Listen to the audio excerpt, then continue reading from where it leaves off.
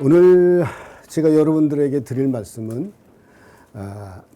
우리가 모르는 이순신 리더십, 이런 제목을 잡아봤는데요. 근데 제가 이 말씀을 드리려고 아침에 서울에서 SRT를 타고 내려왔습니다. 내려오면서 이렇게 창밖을 바라보니까 아주 푸르른 산과들이 너무나 아름다워요. 정말 아름다운 금수강산이로구나, 이런 생각을 했어요. 그러면서 이제 한편으로 이런 생각이 들었습니다. 아마도 저 산이 임진왜란에 이순신 장군이 계시지 않았다면 오늘날 일본의 산이 되어 있지 않을까. 저 들이 중국의 들이 되어 있지 않았을까. 이런 생각을 하면서 많은 생각을 했습니다.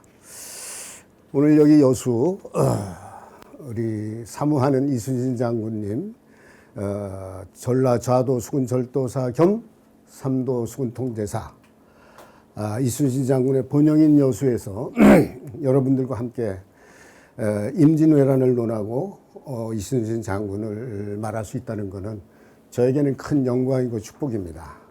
그래서 불러주신 여러분들에게 감사의 말씀 드리고 또 제가 받은 축복도 나눠드리면서 오늘 준비한 말씀을 시작하겠습니다.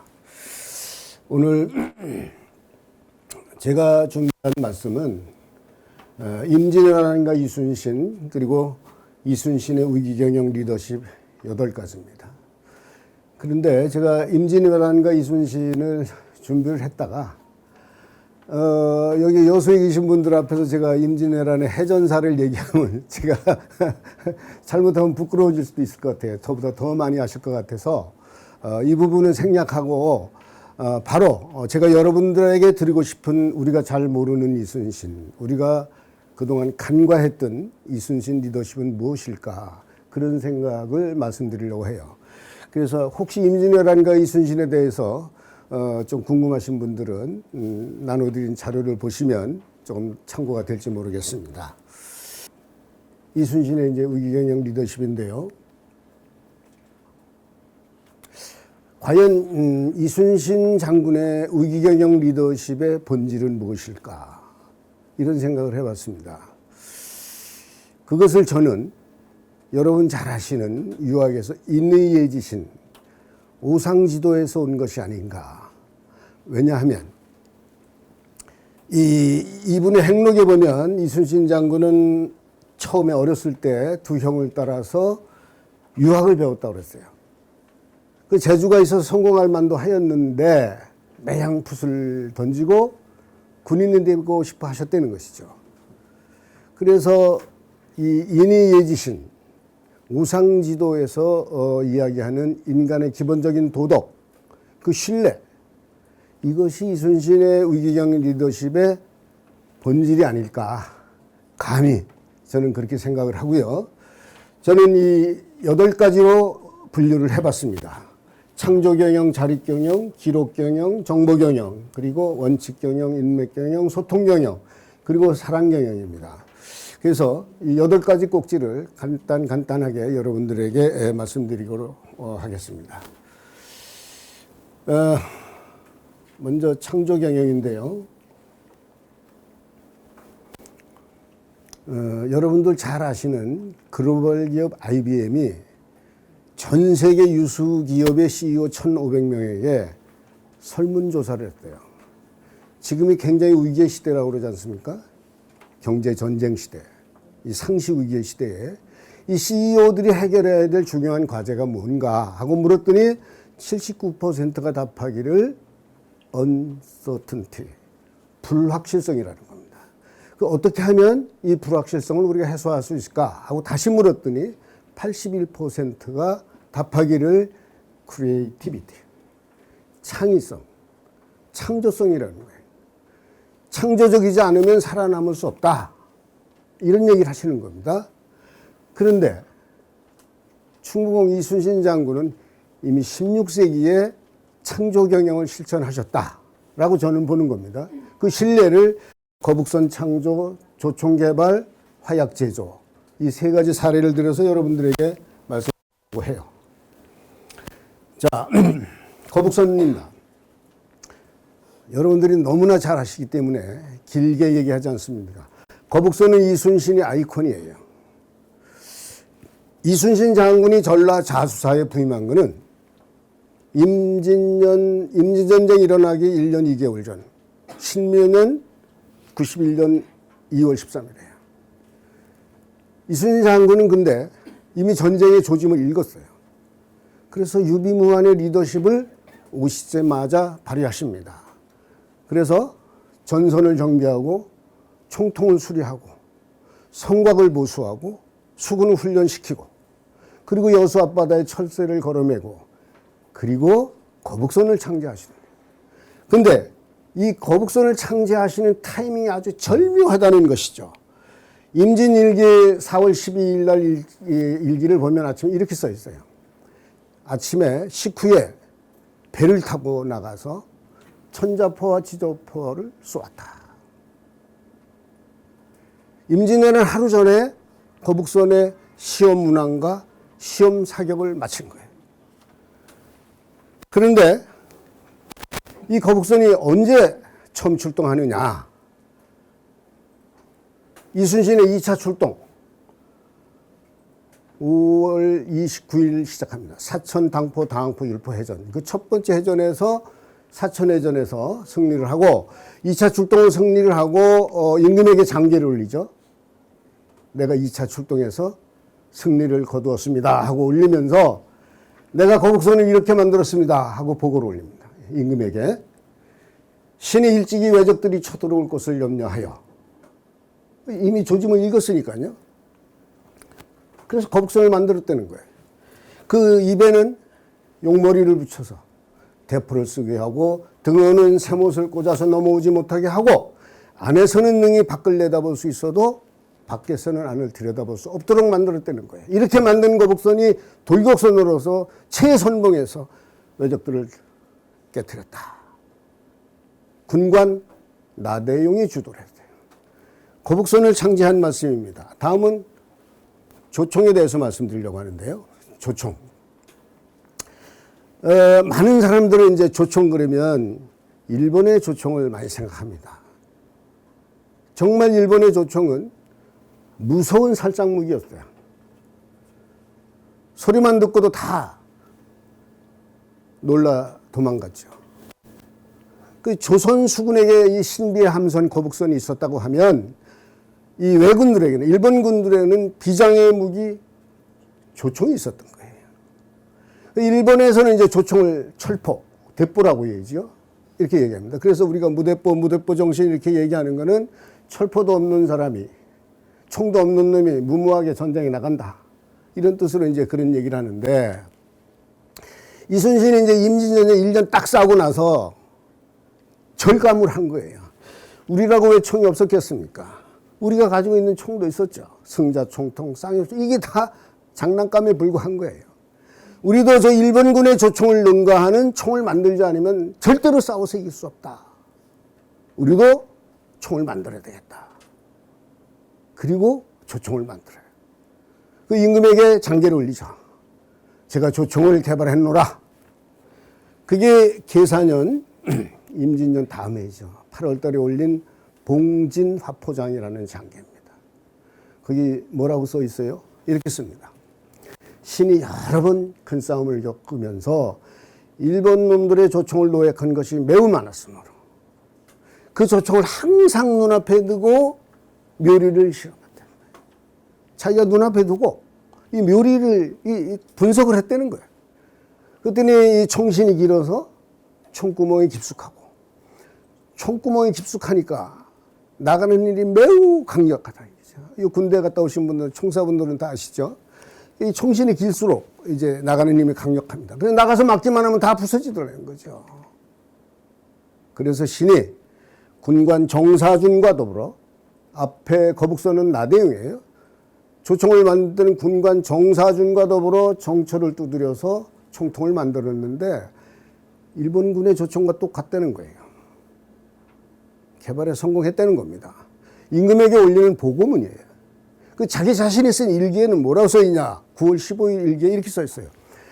명나라 군사들이 우리 진영에 와서 우리가 만든 조총을 실험해보고 일본군의 조총보다 낫다고 칭찬하지 않는 이가 없었다는 거예요. 이렇게 조총을 개발하셨습니다. 자, 다음은 화약입니다. 화약. 이 조선수군의 전법은 한포 포격 전술이에요. 당파 분멸 전술이에요. 조선수군의 판옥선, 거북선에다가 이런 대형 총포를 싣고 다니죠. 천자지자, 현자, 황자. 이 총통을 쏴서 배를 깨트려. 그 다음에 화살을 날려. 그 다음에 불화살을 날려서 불태우는 거예요. 그래서 이순신 장군은 늘 장계에다가 분멸시켰다. 이렇게 얘기해요. 불태워 경멸했다. 이렇게 얘기를 합니다. 그런데 중요한 거는 이런 총통을 쏠려고 그러면은 기본적으로 화약이 있어야 돼요. 임진왜란은 화약 전쟁입니다. 근데 화약의 주 원료가 세 가지가 있어요. 화약의 세 가지가 목탄, 유황, 염초입니다. 지금 같으면 이런 화약을 방위사업청에서 다 조달해 주죠. 그러니까 뭐 이 싸우는 군인들이 뭐 이런 화약 이런 거 걱정할 일이 없습니다. 당신은 이순신 장군이 이걸 만들어야 되는 거예요. 이순신 장군이 만들어야 되는 거예요. 근데 이순신 장군이 엔지니어예요? 이 화학적 기술이 필요한 거죠. 지식이 필요한 거예요. 이순신 장군이 화학자입니까? 케미스트예요? 그러니까 이제 이순신 장군이 할 수 없이 그 군관 이봉수라는 아주 손재주가 뛰어난 군관이 있어요. 군관 이봉수에게 시켜서 화약을 만들어라. 염초를 개발해라. 근데 이봉수도 무과에 급제한 무관이에요. 그 사람도 엔지니어가 아닙니다. 케미스트가 아니에요. 그러니까 워낙 이 이봉수라는 사람이 손재주가 뛰어나니까 뭐 세종실록 뭐 이런 여러 기록들을 모아서 그리고 민간에서 전해져 내려오는 구전설화들을 모아서 염초를 개발하는 거예요. 염초가 이제 질산칼륨인데 화학적으로 얘기를 하면 질산칼륨, 포타슘 나이트레이트. 제가 공대 출신이기 때문에 조금 아는 척을 하면 이 화학식이 KNO3예요. 이거 어떻게 만들어야 되냐. 그때 그게 무슨 화학적 지식이 있어서 만들었겠습니까? 그러니까 기본적으로 이 질산칼륨은 질소 성분과 알칼리 성분이 필요한 토양 이런 거를 어디서 구하냐. 잿간, 처마매, 뭐 화장실, 아궁이 뭐 이런 데서 구해가지고 그 알칼리성 질소 성분이 있는 흙들을 끓이고 식히고 굳히고 이렇게 해서 만들었대요. 그래서 염초를 개발했다고 또 임금에게 보고를 올려요. 보고쟁이 이순신. 네? 신해 군관 이봉수가 그 묘법을 알아내요. 묘법을 알아냈다는 게 뭐예요? 개발에 성공했다는 얘기입니다. 이렇게 화약을 개발했다. 근데 여러분 생각해 보세요. 이게 다 혼자 만든 게 아니잖아요. 이순신 장군이.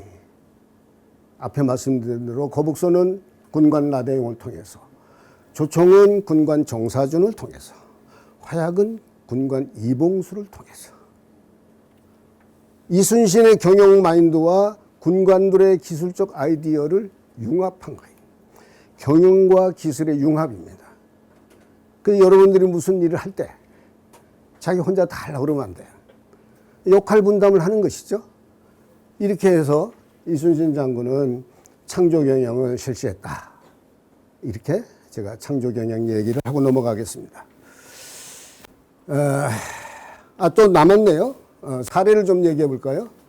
여러분들도 관심이 있을 것 같은데요. 제가 결혼할 때만 해도 제가 좀 연식이 좀 됐습니다. 결혼할 때만 하더라도 이게 좀 서울 강남에서 좀 산다는 사람들이 혼수품을 장만하잖아요. 그때 기본적으로 소니 TV 하나가 들어가야 이게 좀 얘기가 됐어요. 그때는 이 우리나라 삼성 TV, LG TV 이런 거는 사실은 존재 자체가 미미했어요. 그 1987년도에 이 매출 상황을 보면 일본의 소니가 한국의 삼성보다 6배 매출이 컸어요. 근데 작년에 어떤 거하고 제가 비교해 봤어요. 근데 작년에 보니까 놀랍게 뒤집어져 있는 거. 불과 30여 년 만에 2024년 시장 점유율이 삼성이 소니 TV의 6배라는 거예요. 제가 전 세계 뭐 67개국을 다 돌아다녀 봤습니다. 요즘엔 뭐 일본 TV 뭐 이런 호텔 이런 찾아보기 어렵습니다. 여러분 파리 그 올림픽에서 보셨죠? 아주 도배를 합니다, 삼성이. 이게 어떻게 이게 가능했냐? 이재용 회장의 아버지, 이건희 회장 뭐 아시는 분들 아는 계시겠지만은 이분이 그때 이제 그 이병철 회장, 저는 이제 이병철 회장님도 모셨어요. 제가 삼성물산 출신이기 때문에. 이건희 회장이 무슨 얘기를 해서 세관에 관심을 몰았냐면 마누라하고 자식을 빼고 다 바꿔야 된다. 개혁을 해야 된다. 혁신을 해야 된다. 그 이후로 완전히 뒤바뀌었습니다. 예. 그래서 이제 오늘날 삼성이 이렇게 이제 소니 TV를 능가했다 하는 말씀을 드리고요. 제 얘기는 사실 안 하려고 그랬는데, 하고 넘어가겠습니다. 짧게. 제 자랑 같아서 안 하려고 그랬는데, 제가 원래 저는 이제 공대 섬유공학과를 나와가지고 군복을 수출하는 회사를 경영을 했어요. 근데 군복도 그냥 군복이 아닙니다. 굉장히 품질이 하이 퀄리티예요. 예를 들어서 적외선 방지, 인프라레드 프로텍션, 레이더 산란 장치까지 들어가요. 군복에. 레이더 스캐터링이라고 해요. 캐모플라지 유니폼.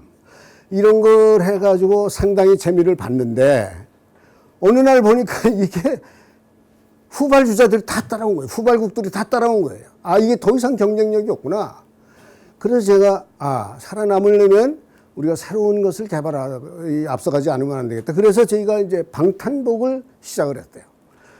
방탄복을 어떻게 시작했냐? 이게 굉장히 무겁거든요. 그래서 제가 이제 이글 코리아라는 회사를 하고 있는데 제 합작 회사가 이스라엘에 있는 이글 이스라엘. 거기하고 합작을 해서 가볍고 아주 방탄성이 좋은 소재. 예를 들면 여기 얘기하는 케블라, 투아론, 골드플렉스, 다이니마 이런 첨단 소재를 가지고 방탄복을 만들어 대히트를 쳤대요. 그 제가 나이지리아 시장에서 1년에 신용장 한 장에 1,000만 불, 5천만 불을 받아요. 100억, 500억 딱 신용장 한 장입니다. 그래 덕분에 제가 철탑 산업훈장도 받고 대통령 훈장도 받고 1,000만 불 수주탑도 받고 오늘날 40년 동안 살아올 수 있었고 또 나이지리아 민간대사도 했고 무슨 얘기를 하려고 그러냐. 경제전쟁도 무력전쟁도 창조적인 사고로 앞서가지 않으면 절대로 성공할 수 없다. 이런 얘기를 드리려고 했습니다. 자, 다음은 이제 자립경영을 말씀드리려고 하는데요. 제가 뭐 흑수저, 금수저 얘기 굳이 하지 않겠고요. 이순신 장군이 이제 삼도 수군 통제사, 수군 최고 지휘관이잖아요. 근데 사실 가진 게 아무것도 없었어요. 맨주먹의 지휘관이었다.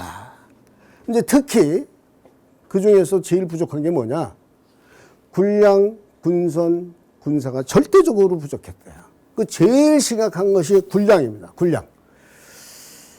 이 군량이 이제 백성들의 식량과 군사들의 군량이 얼마나 부족했는가를 보면 이제 어전 회의를 보면 알 수 있어요.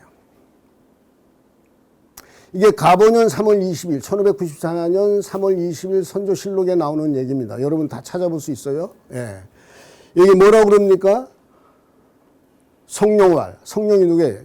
영의정 유성룡입니다. 이렇게 얘기를 해요. 비단식 기사인지육. 비단 죽은 사람의 살점만 먹는 게 아니라는 거예요. 뭐라고 이어집니까? 생자역 상사지. 산 사람도 서로 잡아먹는다. 불법이잖아요. 그런데 포도군이 없어서 금지하지를 못합니다. 이렇게 얘기를 해요. 근데 한술 더 뜨는 사람이 있어요. 누가? 이덕형이에요. 덕형왈. 여러분 잘 아시는 오성과 한음의 이덕형. 당시 병조 판사예요. 뭐라고 얘기를 하냐? 부모 형제 역상살식. 부모 형제 하나도 잡아먹는다는 거예요. 상상이 안 되죠. 그런데 경기도 양주에서는 도적들이 떼를 지어서 모아서 사람을 잡아먹는 거예요. 반드시 저들이 살아갈 조치를 구하지 않으면 서로 죽이지를 멈추지 않게 될 것입니다. 기막힌 현실입니다. 이순신은 이보다 한 달 전에 고성현령 조응도로부터 이런 보고를 받아요. 아침에 고성현령이 돼지고기를 가져왔다는 거예요. 그런데 그에게 묻기를, 이 난중일기에 있는 내용이에요. 그에게 묻기를, 지금 백성들이 서로 잡아먹는데 장차 어떻게 살아갈 것인지를 물었다. 그렇게 사람들이 지금 굶어 죽고 서로 잡아먹는데 지휘관의 입으로 돼지고기가 들어가겠습니까? 이순신이 한탄만 하고 앉아있을 수는 없잖아요. 이순신은 그런 사람이 아니죠. 한 통의 장계를 올립니다. 뭐라고 올리냐? 이렇게 올려요. 청설둔전장에 둔전을 설치할 수 있도록 허가를 해달라. 제가 둔전을 설치해서 수확한 식량의 반은 백성의 식량으로, 반은 군사들의 군량으로 쓰겠습니다. 아주 구체적으로 올립니다. 여수의 돌산도, 고흥의 도양장 고금도, 완도의 고금도, 해남의 황원 목장, 이런 곳에서 농사를 짓겠습니다. 이렇게 장계를 올립니다. 여기가 여수 돌산도입니다. 혹시 여기 사시는 분 계세요? 여수시 돌산읍 둔전리. 사실은 전국에 둔전리가 여러 군데 있죠. 이순신은 장계에 그렇게 썼어요. 돌산도에 가면 산들이 병풍처럼 둘러싸여 있고 아주 요살해서 적들이 넘어오기 어려워. 토질이 아주 좋다는 거예요. 그래서 농사가 아주 잘 된다는 거예요. 이거 제가 가서 찍은 사진이에요. 그때도 농사가 아주 잘 되고 있어요. 지금쯤 뭐 풍년을 이루고 있을 거라고 생각을 합니다. 이렇게 이순신이 이제 장계를 올리는데 임금 선조는 뭐라 그러냐? 임금 선조는 한 달 후에 오전 회의를 봅니다. 지금 군사들이 다 죽고 없는데 무슨 군사로 농사를 짓냐? 둔전을 경작하겠냐? 임금이라는 사람이 이렇게 회의적인 자조적인 발언만 하고 있어요. 한술 더 뜨는 사람이 있어요. 누가? 호조판서 권지. 호조판서가 누굽니까? 백성들의 식량을 책임져야 되는 주무부처 장관이에요. 신은 이순신이 장계하는 둔전은 반드시 성공하지 못할 줄 압니다. 완전히 고춧가루 뿌리는 거죠. 예? 도와주지는 못하는, 지원은 못해줄 망정, 서포트는 못해줄 망정, 발목만 잡는 조정 대신, 탁상공론만 하는 조정 대신들입니다. 하지만 이순신은 거듭거듭 장계를 올려서 둔전을 경작했죠. 그죠? 예, 둔전을 경작. 그러나 둔전을 경작해도 전쟁 중에 농사를 지어 얼마나 농사를 지어. 수확이 나오면 얼마나 나오겠어요. 근데 이순신 장군은 또 다른 개발 정책을 개발해. 싸움이 없는 날에는 물고기를 잡아요. 소금 두고, 질그릇 도 그걸 내다 팔아. 그래서 그 군량을 마련하는 거예요. 그래도 군량은 여전히 부족합니다. 그러니까 이번엔 이순신이 또 다른 개발 정책을 개발해. 아주 아이디어가 좋으신 분이에요. 이순신은 경제의 교환 이론을 아시는 분이에요. 해로통행첩이라는 걸 발행을 해요. 그게 뭐냐? 당시에 이 서해안 남해안에는요, 피난선들이 양식을 가득 싣고 떠도는 거야. 왜? 육지에서는 연전연패하니까. 이순신이 지켜주는 바다가 더 안전하다는 거예요. 그 바다를 떠들고 있어요. 이순신 장군이 기브 앤 테이크. 내가 당신들 안전을 지켜줄 테니까. 그래서 해로통행척을 발행해 줄 테니까 양식을 우리에게 달라. 그래 우리 싸울 수 있지 않냐. 이거예요. 그래서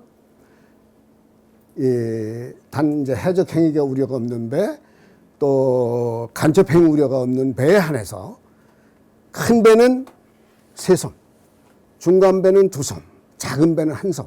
이렇게 해로통행 조과 바꿨더니 불과 열흘 만에 쌀 1만 석을 거뒀다는 거예요. 양식을 자족하는 이순신입니다.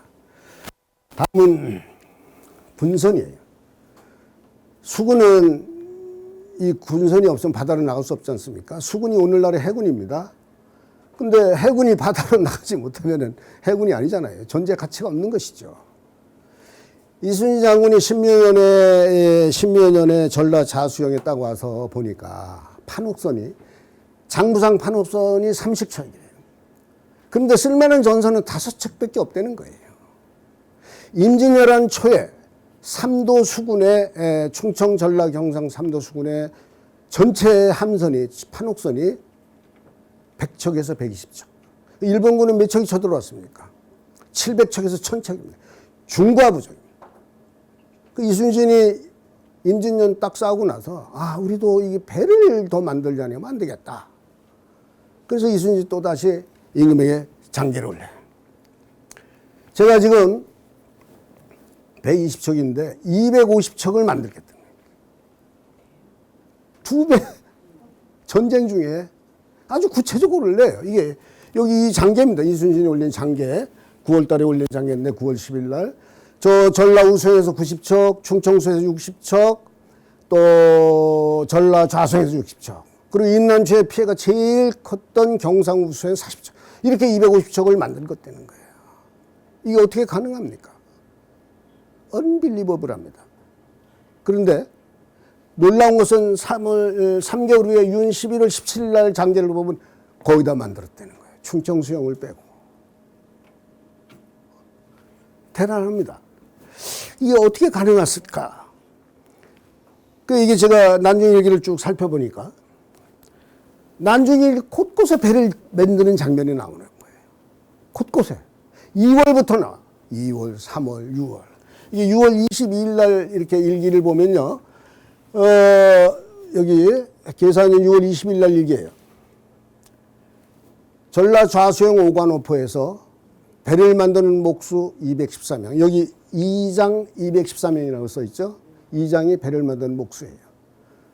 배를 만드는 목수 214명, 배를 만드는 일꾼 209명, 500여 명이 모여서 배를 만들고 있어요. 그 다음날 읽어보면 뭐라고 써있냐면 아침에 목수들의 인원 점검을 했더니 단 한 명도 결근자가 없었다는 거예요. 그런데 더 중요한 거는 그 뒤에 보면 뭐라고 써있냐면 이렇게 써있어요. 신선 본판 필조. 새로운 배에 쓸 본판의 밑판을 다 만들었다는 거예요. 대단한 거죠. 사실 이 조선시대 이 배를 만든다는 것이 쉬운 일이 아니잖아요. 선제봉산, 진목봉산, 이게 참나무, 소나무를 키우는 봉산이 있어요. 그 산에 가서 저 나주, 강진, 영광 이런 데서 그 큰 나무를 베어다가 그 운반을 요즘처럼 중장비가 있던 시절이 아니잖아요. 그걸 끌고 와서 배를 만들었다는 거예요. 정유년에도 여러분 아시는 대로 명량해전에서 13척을 가지고 싸우잖아요. 7천량해전에서 다 우리 존경하는 원균 장군께서 다 말아 드셨으니까 13척 가지고 싸워요. 그런데 1년에 무술년에 노량해전에 보면 65척이 싸워요. 반옥선이. 그러니까 명량해전이 끝나고 고화도 고금돼서 50척을 건설한 거예요. 이렇게 이순신 장군이 이제 배를 그 전쟁 중에 조선시대에 만들었다는 걸 생각을 하면서 정말 이 우리나라의 조선 기술이 대단하구나. 저는 이제 그런 생각을 하면 이분이 떠올라요. 이분. 누군지 아시죠? 예, 정주영 회장님입니다. 정주영 회장님은 이 도전의 아이콘이에요. 그분 하면 된다. 자네가 해봤어? 이게 이분의 말씀이에요. 도전의 아이콘입니다. 이분이 이제 지금 세계 제일 큰 조선소가 현대미포조선소입니다. 이 조선소를 만들 때 배를 만들어야 되겠는데 이 조선소를 지으려면 많은 돈이 들잖아요. 돈이 없는 거예요. 나라에도 돈이 없고 미국, 일본 가도 안 빌려주는 거예요. 차관을. 그 영국을 날아갔어요. 이 얘기는 제 얘기가 아니고 정주영 회장님 생전에 중앙대학교에서 이렇게 강의할 때 하신 말씀이에요. 자기 영국으로 날아갔다는 거예요. 가서 이게 돈을 빌려달라고 그러니까 비웃는 거죠. 조롱하는 거죠. 너무 한국이 배를 만들어 본 적도 없고 큰 배를 만들어 본 적도 없고 큰 뭐 이렇다 할 조선소도 없는데 무슨 이렇게 큰 조선소를 짓겠다는 거냐. 자기가 가지고 갈 때 현대미포 백사장의 사진 한 장 그리고 5만 분의 1 지도 한 장을 가지고 갔다는 거예요. 그래서 자기가 하도 그렇게 이렇게 조롱하고 비웃는 얘기를 해서 자기가 주머니에서 딱 돈을 하나 꺼냈어요. 무슨 돈이냐? 바로 이 돈입니다. 500원짜리 지폐예요. 500원짜리 지폐입니다. 여기 이순신 장군의 모습이 그려져 있고 거북선이 그려져 있어요. 이게 뭐 한 50년밖에 안 된 돈인데 이게 지금 화폐 거래소에서 500원짜리 6만 원 주고 샀다는 거 아닙니까? 이거를. 영국 사람들한테 물었어요. 너는 전투선을 언제 만들었냐? 1800년대 19세기에 만들었다. 이야, 우리나라는 1500년대 16세기에 이런 전투선을 만들어서 일본군들 다 무찔렀다. 그렇게 해서 차관을 얻어서 오늘날 세계 제1의 현대미포 조선소를 만들었다. 이런 얘기입니다. 그래서 이런 거 들고 다니는 게 웃기죠. 예. 효과가 있습니다. 가지고 다니는. 그래서 저는 이제 이 정종 회장님의 이 얘기를 들을 때마다 저도 이제 기업인이니까 이 맨주먹의 CEO하고 맨주먹의 지휘관 이순신하고 참 많이 닮았다 하는 생각을 하는 겁니다. 그래서 우리가 무슨 일을 하더라도 자강자립하는 이순신 장군처럼 그런 현장 지휘관으로서 배를 만들어야 되겠다. 이게 누가 시켜서 하는 게 아니잖아요. 리더는 누가 시켜서 하는 게 아닙니다. 위기에 닥쳤을 때 스스로 일어서는, 홀로서는, 자강자립하는 그런 자강자립의 정신을 이순신의 자립경영에서 배울 수 있다. 기록경영을 말씀드리려고 그래요. 기록경영. 자, 여기 이렇게 써요. 태여일광 즉의 역사, 염어월색 즉의 신화. 어렵죠? 예, 굉장히 어렵습니다. 그죠? 예. 태여일광, 햇빛에 바래면 역사가 되고, 염어월색, 달빛에 물들면 신화가 된다. 너무 멋있는 얘기예요. 그 제가 이거 그냥 따왔어요. 이병주 선생의 소설 산하의 서문에 나오는 얘기예요. 제가 말씀도 안 드리고. 이게 무슨 얘기예요? 무슨 뜻이냐? 역사가 신화가 돼서는 안 되는 거예요. 역사는 오로지 팩트, 사실만이 실체적 진실의 역사가 될 수 있다. 그걸 강조하시는 얘기예요. 그래서 이순신 장군이 이제 위대한 역사의 기록을 남기신 거죠. 난중일기입니다. 뭐 다 아시겠지만 난중일기는 이순신 장군이 처음 쓸 때는 난중일기가 아니에요. 난중일기를 쓰던 해에 간지를 써서 임진일기, 계사일기, 갑오일기, 을미일기, 병신일기, 정유일기, 일기, 무술일기 써요. 근데 이제 1795년에 이순신을 정말 흠모하는 대왕, 정도대왕께서 이 충무공 전설을 발행하실 때 그 누굽니까? 편찬관 윤행임, 검수관 유득공 이런 사람들이 그 발간을 하면서 자료들을 다 모았을 때 일기만 따로 모아서 난중일기라고 이름을 붙인 거예요. 명명을 한 거예요. 그래서 난중일기가 됐는데, 자, 난중일기에는 어떤 내용이 있냐? 왜 위대하냐? 위대한 기록이냐? 역사성입니다. 난중일기는 개인의 기록이 사적인 일기입니다. 그럼에도 불구하고 조선 왕조실록보다도 더 빛나는 기록이에요. 국보가 되었죠. 대한민국의 역사가 되었습니다. 세계인의 기록유산이 되었어요. 유네스코에 등재되면서. 자, 다음은 희소성이에요. 난중일기는 전쟁의 기록입니다. 장군이 전쟁터에서 쓰는 직접 육필의 기록이에요.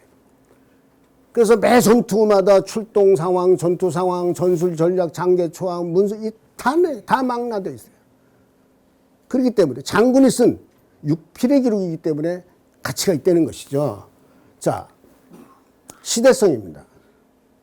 조선 중기 시대 실상의 한면을 다 볼 수 있어요. 난중일기를 보면 임금과 대신들의 이 통치 체제, 그죠?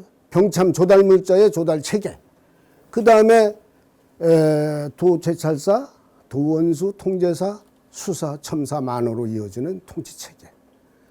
그 실상을 다 알 수 있는 시대성이 있기 때문에 우리가 높이 평가한다. 문학성입니다. 기록문학의 걸작이에요. 난중일기 뭐 다 대부분 읽어보셨겠지만 읽을수록 재미있는 책입니다. 처음엔 무슨 뜻인지 잘 모르지만 읽을수록 이해가 될수록 기승전결, 전쟁의 시작부터 끝, 임진년 1월 1일부터 돌아가시기 이틀 전까지, 노량해전까지 11월 19일 이틀 전까지 기록을 썼어요.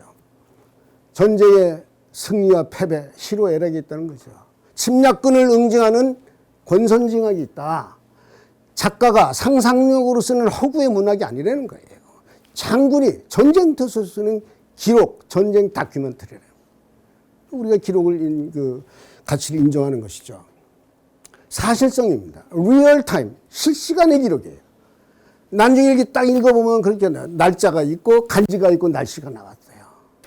제가 분석해 보니까 7년 전쟁 중에 감옥에 갇혔던 날, 치열하게 싸운 날을 빼고는 거의 다 일기를 썼어요. 2539일 중에 1657일. 어떤 날은 급해서 날짜만 써놓은 날도 있어요. 날씨만 써놓은 날도 있어요. 그러니까 그날의 기록을 남기려고 무지하게 애를 쓰신 분이에요. 그렇기 때문에 그 사실성, 그 사료적 가치를 우리가 높이 평가한다는 것이죠. 그 다음에 신뢰성입니다. 난중일기는 디테일의 기록이에요. 여러분들이 난중일기 보면 아주 놀랍니다. 이번에 삼도 수군 통제사예요. 해군 참모총장이나 마찬가지입니다. 그런데도 그 무슨 군량을 분배하고 배급하는데 이렇게 써요. 쌀 130.9말, 두섬 1말, 기름 5대, 꿀 3대, 청어 787대. 이게 난중일기에 다 나오는 얘기예요. 아니 여기 130.9말, 131섬이라 한들, 두섬 1말, 두섬이라 한들 누가 뭐라고 그랬어요. 하지만 이순신에게는 그런 대충, 대개, 대략 이런 건 없습니다. 철저하게, 디테일하게 기록하는 거예요. 그러니까 이렇게 디테일한 기록을 하는 장수한테 누가 그 어떤 공정성이나 이런 거를 의심할 수 있겠냐 이거죠. 이렇게 디테일하게 해계를 관리하고 재고를 관리하는 장수가 전술 전략을 펼치는데 어떻게 백전백승 승리하지 않을 수 있겠느냐 이런 겁니다. 그래서 저는 이제 이런 난중일기 기록을 보면 항상 그 대척점에 서 있는 이제 원균이 생각나는 거예요. 원균. 여러분 원균 너무나 잘 아시죠? 훌륭한 장수죠. 다만 이제 임난 초에 경상우수영에서 도망쳤던 겁장이라는 것, 또 칠천량 해전에서 패전한 패장이라는 것. 그럼에도 불구하고 이순신은 원균은 선무 1등 공신에 수훈을 받은 장수잖아요.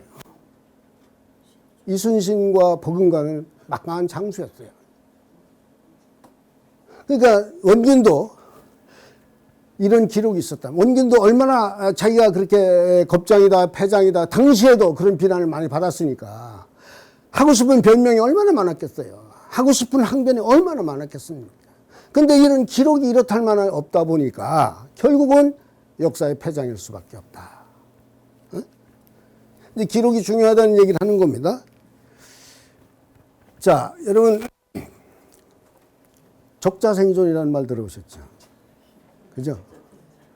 환경에 잘 적응하는 자가 살아남는다. 제가 이렇게 직접 보면 질문할까봐 걱정되시죠? 질문 안 합니다. 눈을 똑바로 쳐다보니까. 근데 이제 우리가 우스갯소리로 적는 자가 살아남는다. 이런 얘기를 해요. 이 진실입니다. 이순신이 잘 적어서, 잘 기록해서 살아남은 사례를 제가 2가지를 말씀드리려고 그래요. 1580년에 이제 이순신이 발포 만호에 계실 때예요. 이때 이제 그 전라 자수사 이용이라는 사람이 모함을 해서 이순신 장군이 그때 절단 날 뻔했어요. 이거 무슨 얘기냐? 우리가 지금 이제 이순신 장군의 그 십몇 년에 임진왜란 1년 전에 정평감 종육품에서 정삼품이 돼서 7품계를 뛰어넘었다. 이거를 굉장히 많이 강조하잖아요.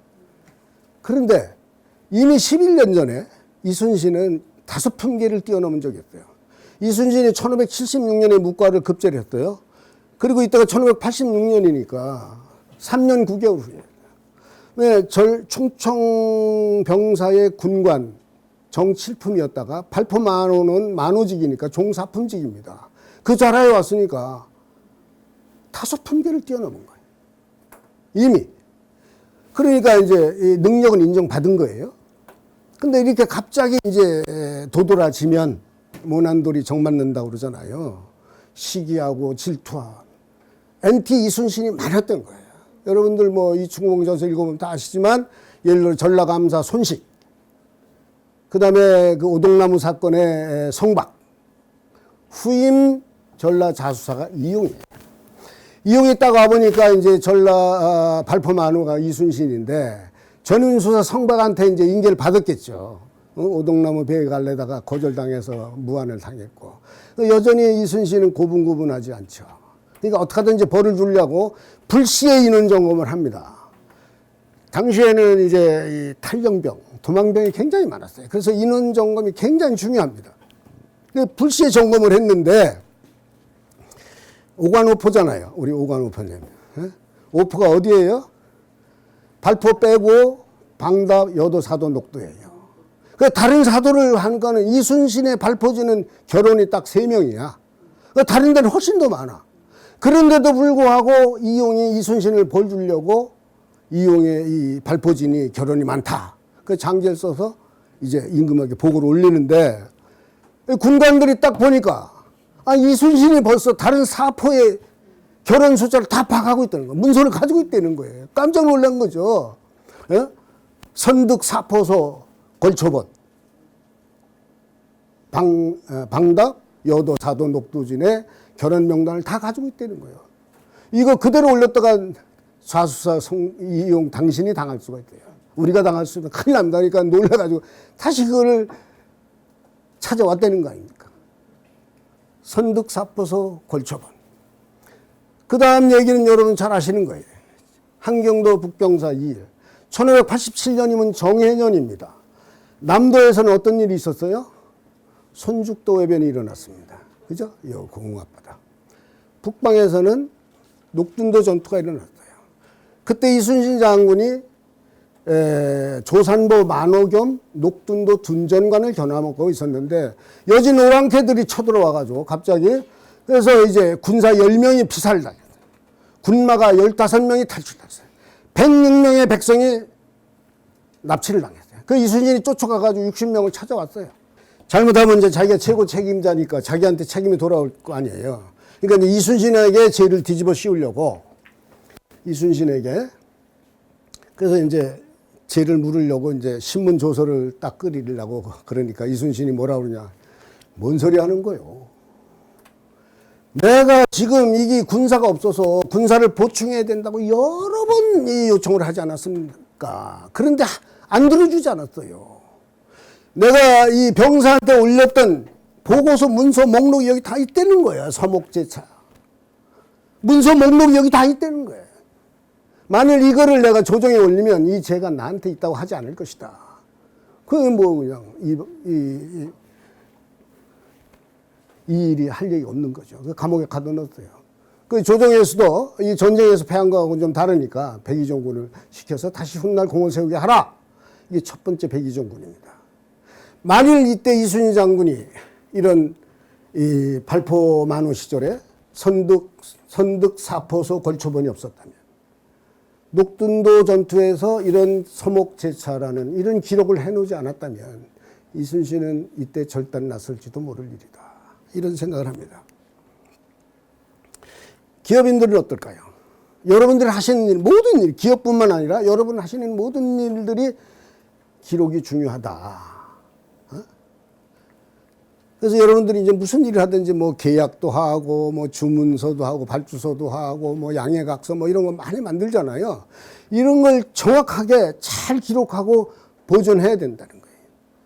안 그러면은 뭐 언페이드 당하고 크레임 당하고 뭐 소송 당하고 이럴 때 제가 대한상사중재원의 무역상사중재원에 이런 걸 심판하고 판정하는 일을 하고 있는데요. 이러한 기록들을 철저하게 기록하고 보존한 사람이 항상 그런 소송이나 크레임이나 이런 무역전쟁에서 벗어날 수 있다는 얘기입니다. 그렇죠? 무슨 얘기 하려고 그러는지 다 아시겠죠? 네.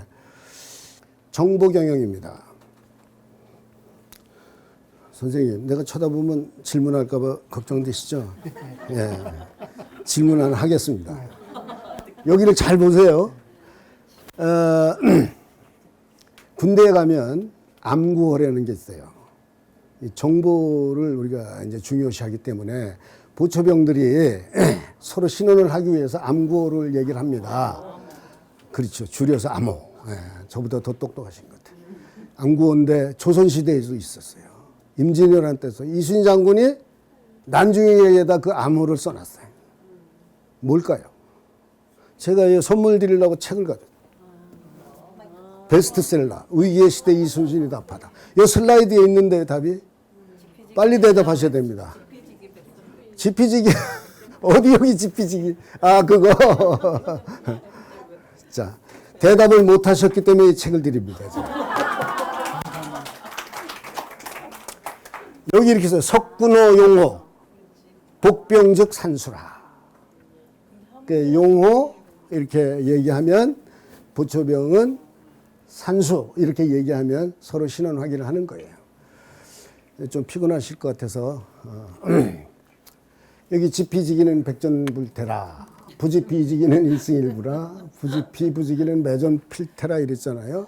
이게 손자병법 모공편에 나오는 이 정보 경영이 아주 중요한 인사이트예요.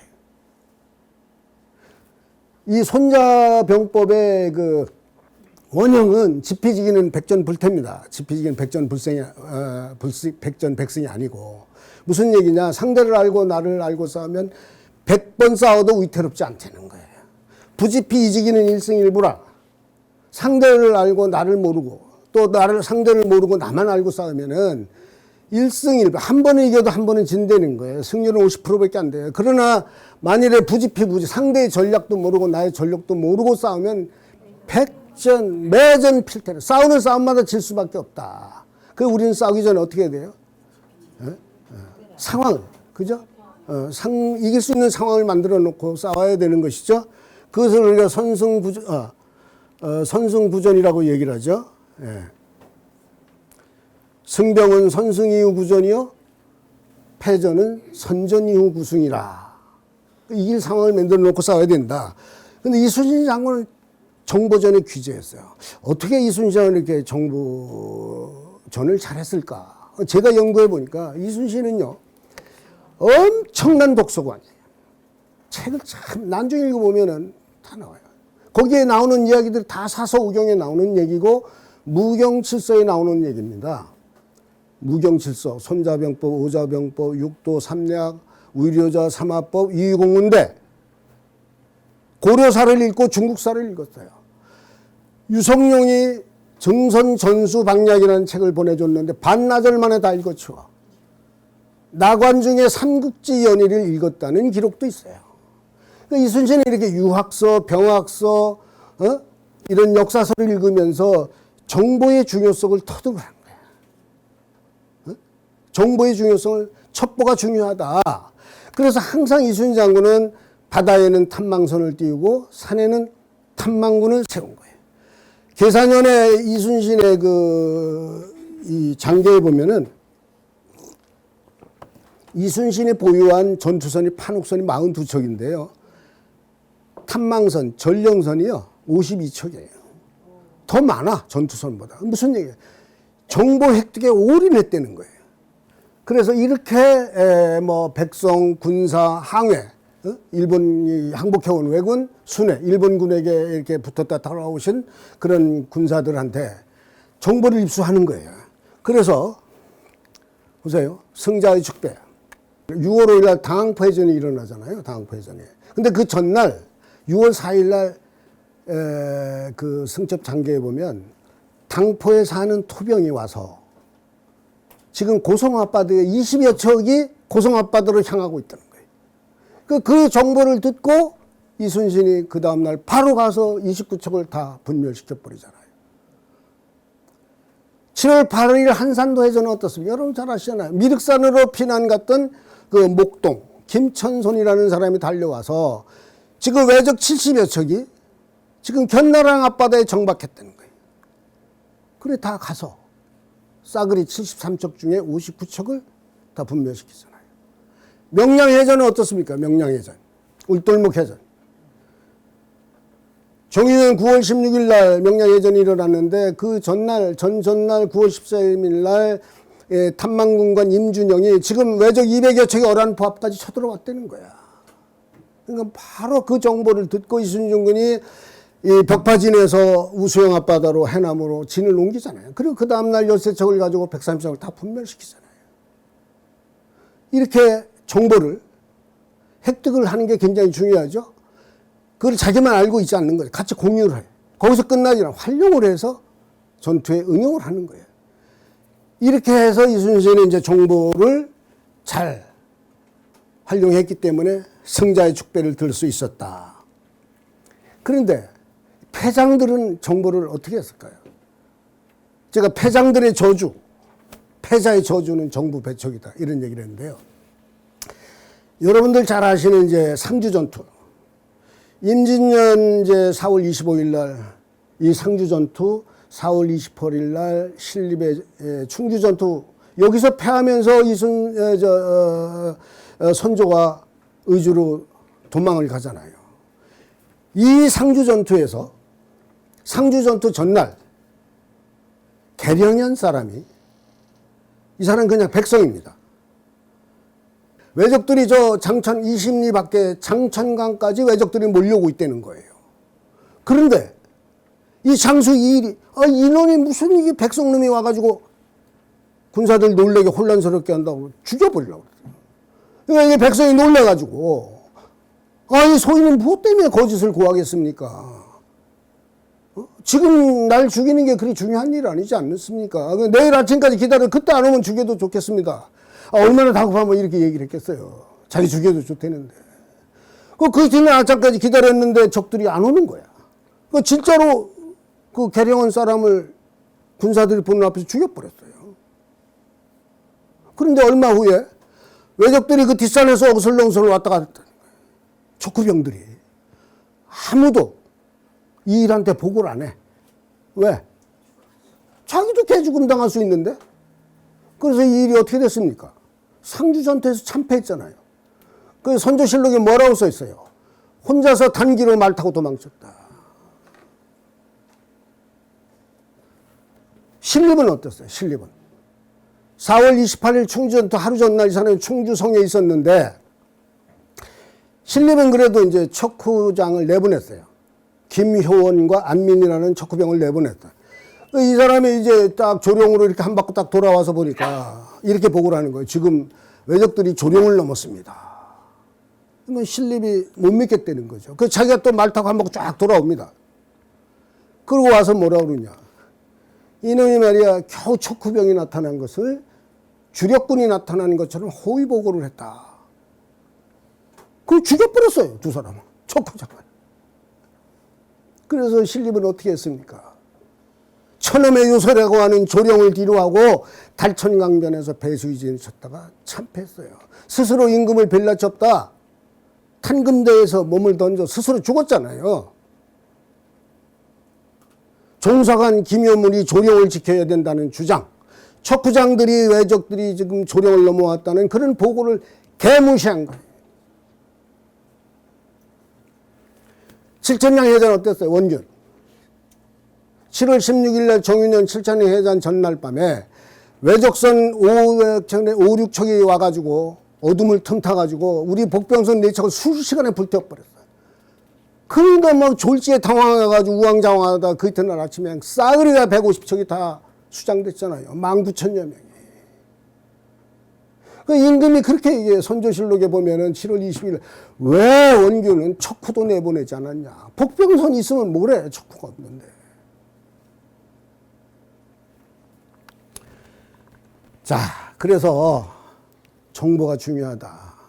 그 승리하는 장소는 정보를 잘 공유하고 그리고 활용하고 그리고 이 패배하는 장수들은 정보를 배척했다 하는 얘기인데요. 우리 이제 일반 기업에서도 일반 우리가 일상생활에서도 정보가 굉장히 중요합니다. 여러분들도 뭐 뉴스에서 많이 봤지만 2014년 한 10년 전 얘기인데 독일 가전제품 전시회에서 LG전자 사장이 삼성전자 세탁기를 파손을 시켰대요. 그래서 고소를 당했어. 경쟁회사 사장이에요. 예, 신제품 개발 정보를 입수하려다가 일어난 사고인데 이런 거. 또 이제 작년에 어떤 일이 있었냐. 뭐 이건 뭐 이 기업들에게 기밀 유출 뭐 이런 이제 정보 유출 이런 건 아주 비일비재합니다. 그래서 이게 삼성전자에서 중국 업체에다가 이런 반도체 기술을 빼돌렸다가 이렇게 엄청나게 이제 중형을 선고받은 적이 있는데 전부 다 이런 그 고액 뇌물, 이게 파격적인 연봉, 고의식제 이런 거 그냥 달콤한 이제 그 유혹에 빠져버린 것이죠. 그래서 정보의 유출 굉장히 중요하다.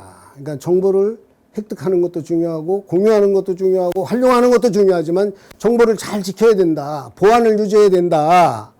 그런 얘기 했잖아요. 적은 항상 내부에 있다. 일본 메이지 유신 때 나오는 얘기인데 정보 유출의 80%가 전형적인 내부 인력의 소행이다. 이런 얘기를 합니다. 이순신은 이제 원칙에 아주 충실하신 분인데 이 원칙경이 제가 생각할 때는 이순신의 위기적인 리더십 중에 핵심 가치가 아닌가 그런 생각을 해요. 이순신의 원칙이 어떻게 실현되느냐.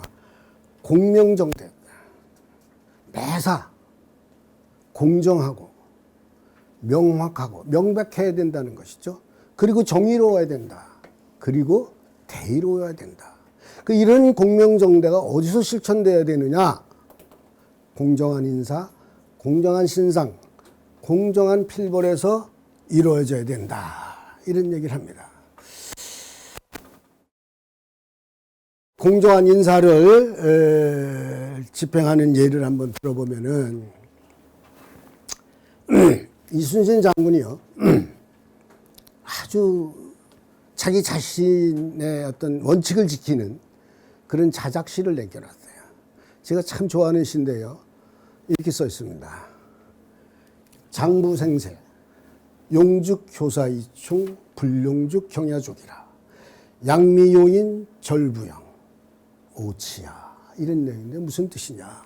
장부생세, 대장부 세상에 태어나서 용죽효사이충, 쓰임을 받으면 죽을 힘을 다해 충성할 것이고 불용죽 경야족이라. 쓰임을 받지 못하면 농사 짓고 살면 그 또한 족하리라. 양미용인 절부영, 권세 있는 자의 아첨에서 뜬 영화를 구하는 것은 오치야. 내가 부끄러워하는 바이라는 것이죠. 그렇기 때문에 이분은 절대로 어떤 개인적인 인연에 연연하지는 않습니다. 개인적인 일로 누구한테 부탁하거나 청탁하지도 않고 받지도 않아요.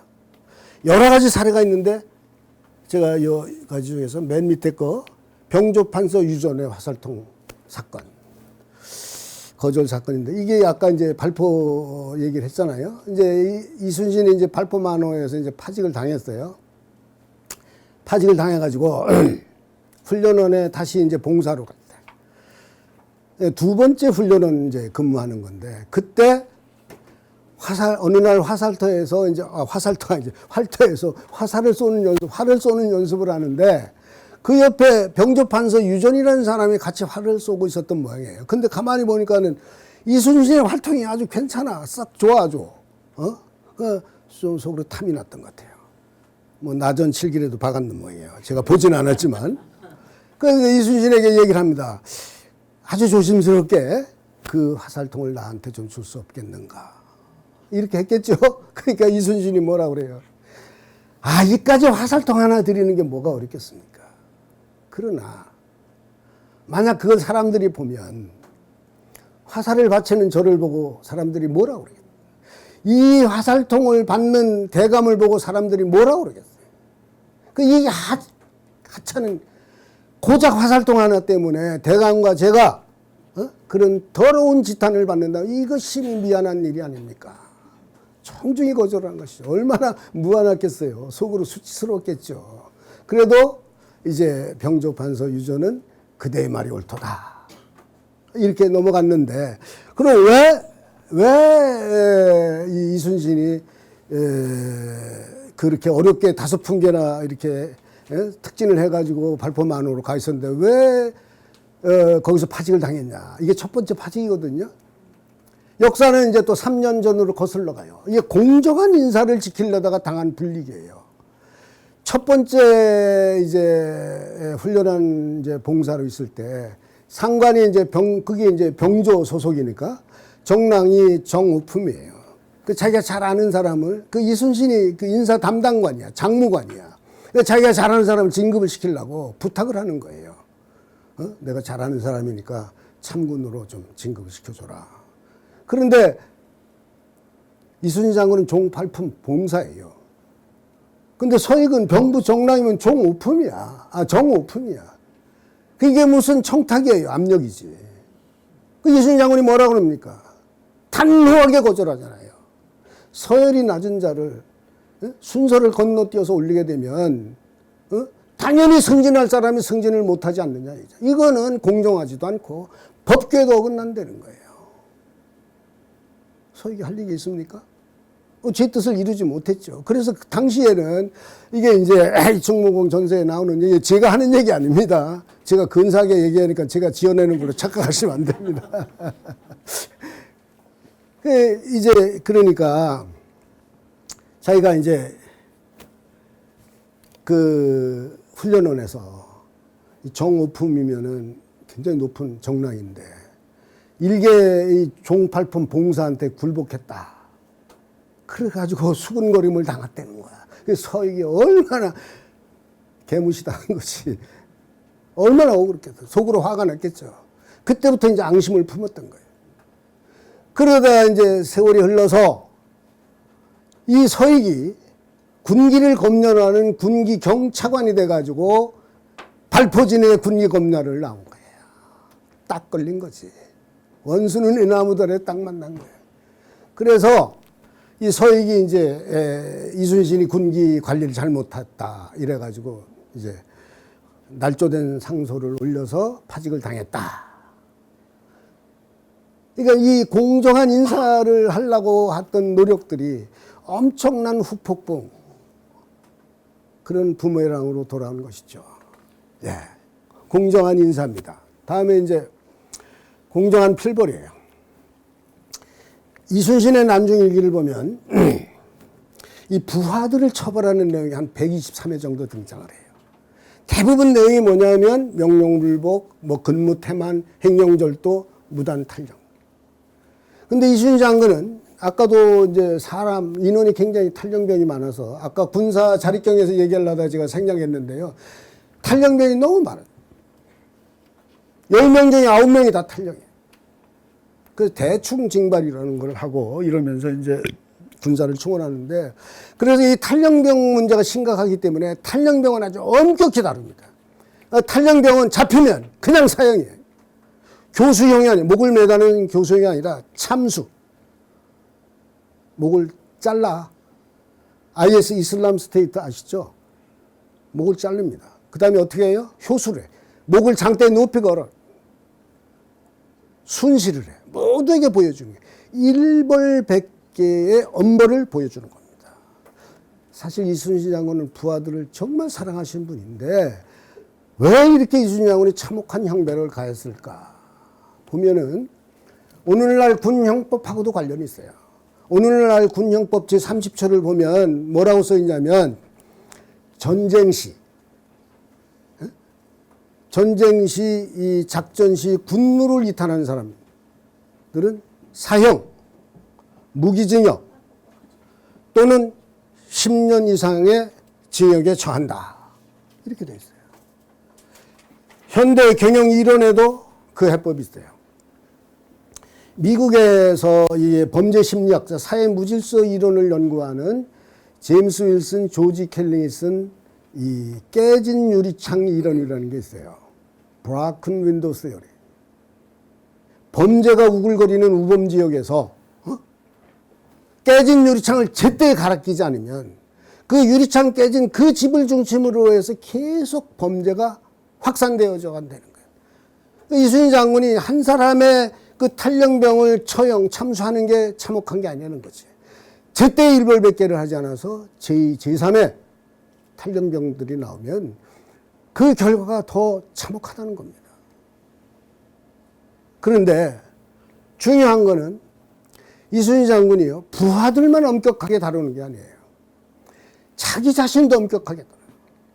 부하들을 엄격하게 처벌하듯이 자기 자신도 처벌한다는 거예요. 계사년에 이제 이순신이 한 통의 장계를 올립니다. 장계 제목이 뭐냐? 통선 일척 경복 후 대제장. 자기의 통선, 판옥선 한 척이 부딪혀가지고 전복이 돼서 수십 명이 죽었어요. 이순신이 즉시 장계를 임금에게 이실직고를 하는 거야. 경적 필패라. 적을 가벼이 여기면 필이패한다고 했거늘 신의 부하들이 공로를 앞세우려고 서로 앞다투어 나가다가 부딪혀서 판옥선에 한쪽 뒤집어져가지고 많은 사람이 죽었습니다. 이는 신의 부하들을 잘못 관리, 지휘한 탓이니 복고대자라. 거적다리에 엎드려서 죄를 기다렸다는 거예요. 이게 이순신입니다. 우리가 타인의, 다른 사람의 죄는 아주 무자비하게 야속하리만큼 그런 잣대를 들이대면서 자기 자신의 잘못에는 한없이 자비하고 관대한 이런 내로남불이 아니라는 거예요. 나는 항상 옳고 타인은 항상 그르다. 아시타비가 아니라는 거예요. 이렇게 이순신 장군은 항상 엄격한 필벌을 가했다. 공정한 신상이에요. 이순신 장군의 장계를 보면 부하들의 공로를 자기 스스로 다 1등, 2등, 3등 다 기록을 적어. 그렇게 장계를 올려요. 1등은 누구누구, 2등은 누구누구. 왜 그랬을까? 장계 그 설명하고 있어요. 이순신 장군이요, 승첩 장계를 올리면 그때 임금이 어디 있어요? 의주 행제소에가 있잖아요. 남해안에서 거기까지 올라가면 최소 열흘 이상 걸리는 거야. 그런데 이 포상이라는 거는 빨리 해야 돼요. 약발 가시기 전에. 신속하게, 그리고 공정하게 해야 되는 거예요. 근데 그게 가다 보면은 또 이 관료들의 이해관계에 따라서 1등, 2등, 3등이 바뀔 수도 있어요. 그러니까 이순신은 그걸 아는 거지. 응? 신속 공정하게 해야 되는데, 그러니까 자기가 1등, 2등, 3등을 다 써서 올리는 거야. 신속하고 공정하게 올 수 있도록. 또 하나, 이순신이 약속을 했어요. 이순신은 아까 말씀드렸잖아요. 인의예지신, 무상지도에서 기본은, 이순신의 위기의 리더십의 기본은 신뢰, 트러스트. 신뢰가 무너지면 다 무너지는 거예요. 이순신 장군이 부하들에게 약속을 했어요. 비록 적의 목을 베지 못하더라도 죽을 힘을 다해 싸운 자에게 1등으로 포상하겠다. 왜 이런 얘기를 했냐? 당시 수군들이요, 전투를 하다 보면 이 수급을 베는데 정신이 다 맞았어요. 장수들까지 그랬다고 나오잖아요. 왜냐하면 이제 그 수급수에 따라서 이제 포상이 달라지니까. 그 이순신 장군이 보니까 안 되겠잖아요. 수급은 전투가 먼저잖아. 수급은 다 나중에 베야 되는데. 그걸 얘기한 거예요. 적의 목을 베지 못하더라도 죽을 힘을 다해 싸운 자에게는 1등으로 포상하겠다. 이 약속을 지켜야 되잖아요. 신뢰니까. 이렇게 필벌을 하고 신상을 하니까 이순신의 부하들이 사기가 충천하는 거지. 그 남도의 백성들이 이고지고 찾아들어가요. 장소들이 구름같이 몰려들었다고 하잖아요. 그 고금도 진영에 웅장한 것이 한산도 진영에 10배 이르렀다는 거예요. 이렇게 이제 이순신 장군이 공정한 인사를 하고 공정한 필벌하고 공정한 신상을 했기 때문에 정읍현감에서 전라자수하 7품계를 뛰어넘을 수 있었던 것이고 파직된 삼도 수군 통제사에 다시 복직할 수 있었던 것이다. 저는 이런 원칙이 지금 우리나라에서도 지켜져야 된다. 공정한 신상, 상을 줘야 되는데 상 줄 사람한테 상을 주지 않고 벌을 주는 거예요. 벌 줄 사람한테 벌을 주지 않고 상을 주는 거예요. 공정한 신상필벌이 이루어지지 않고 있다. 이순신의 공명정대가 뭐예요? 그게 이루어진다면, 이순신이 실천한 공정한 인사, 신상필벌이 이루어진다면 정말 법과 원칙이 바로서는 선진 대한민국이 되지 않겠는가, 이런 생각을 하면서 원칙경영을 말씀을 드리고요. 자, 다음은 이제 인맥경영입니다. 인맥경영. 인맥경영은요, 우리가 이제 인사관리하고도 관계가 되는데, 이제 군대 지휘관도 그렇고, 기업을 경영하는 CEO도 그렇고, 국가를 경영하는 국가 지도자도 마찬가지입니다. 사람이 중요하다는 거예요. 사람을 잘 관리해야 된다. 왜? 모든 일이, 그죠? 모든 조직에서, 모든 업무가 다 사람을 통해서 이루어지기 때문에 그래요. 그래서 우리가 인사가 만사라는 말은 뭐 아주 기가 딸토록 들었대요. 적재를 적소에 배치한다는 거 모르는 사람이 어디 있어요. 다 알잖아요. 그러자면 이편무방을 해야 된다는 거예요. 이편무방이 뭐냐? 또 어렵죠. 어렵습니다. 이게 맹자가신 말씀이에요.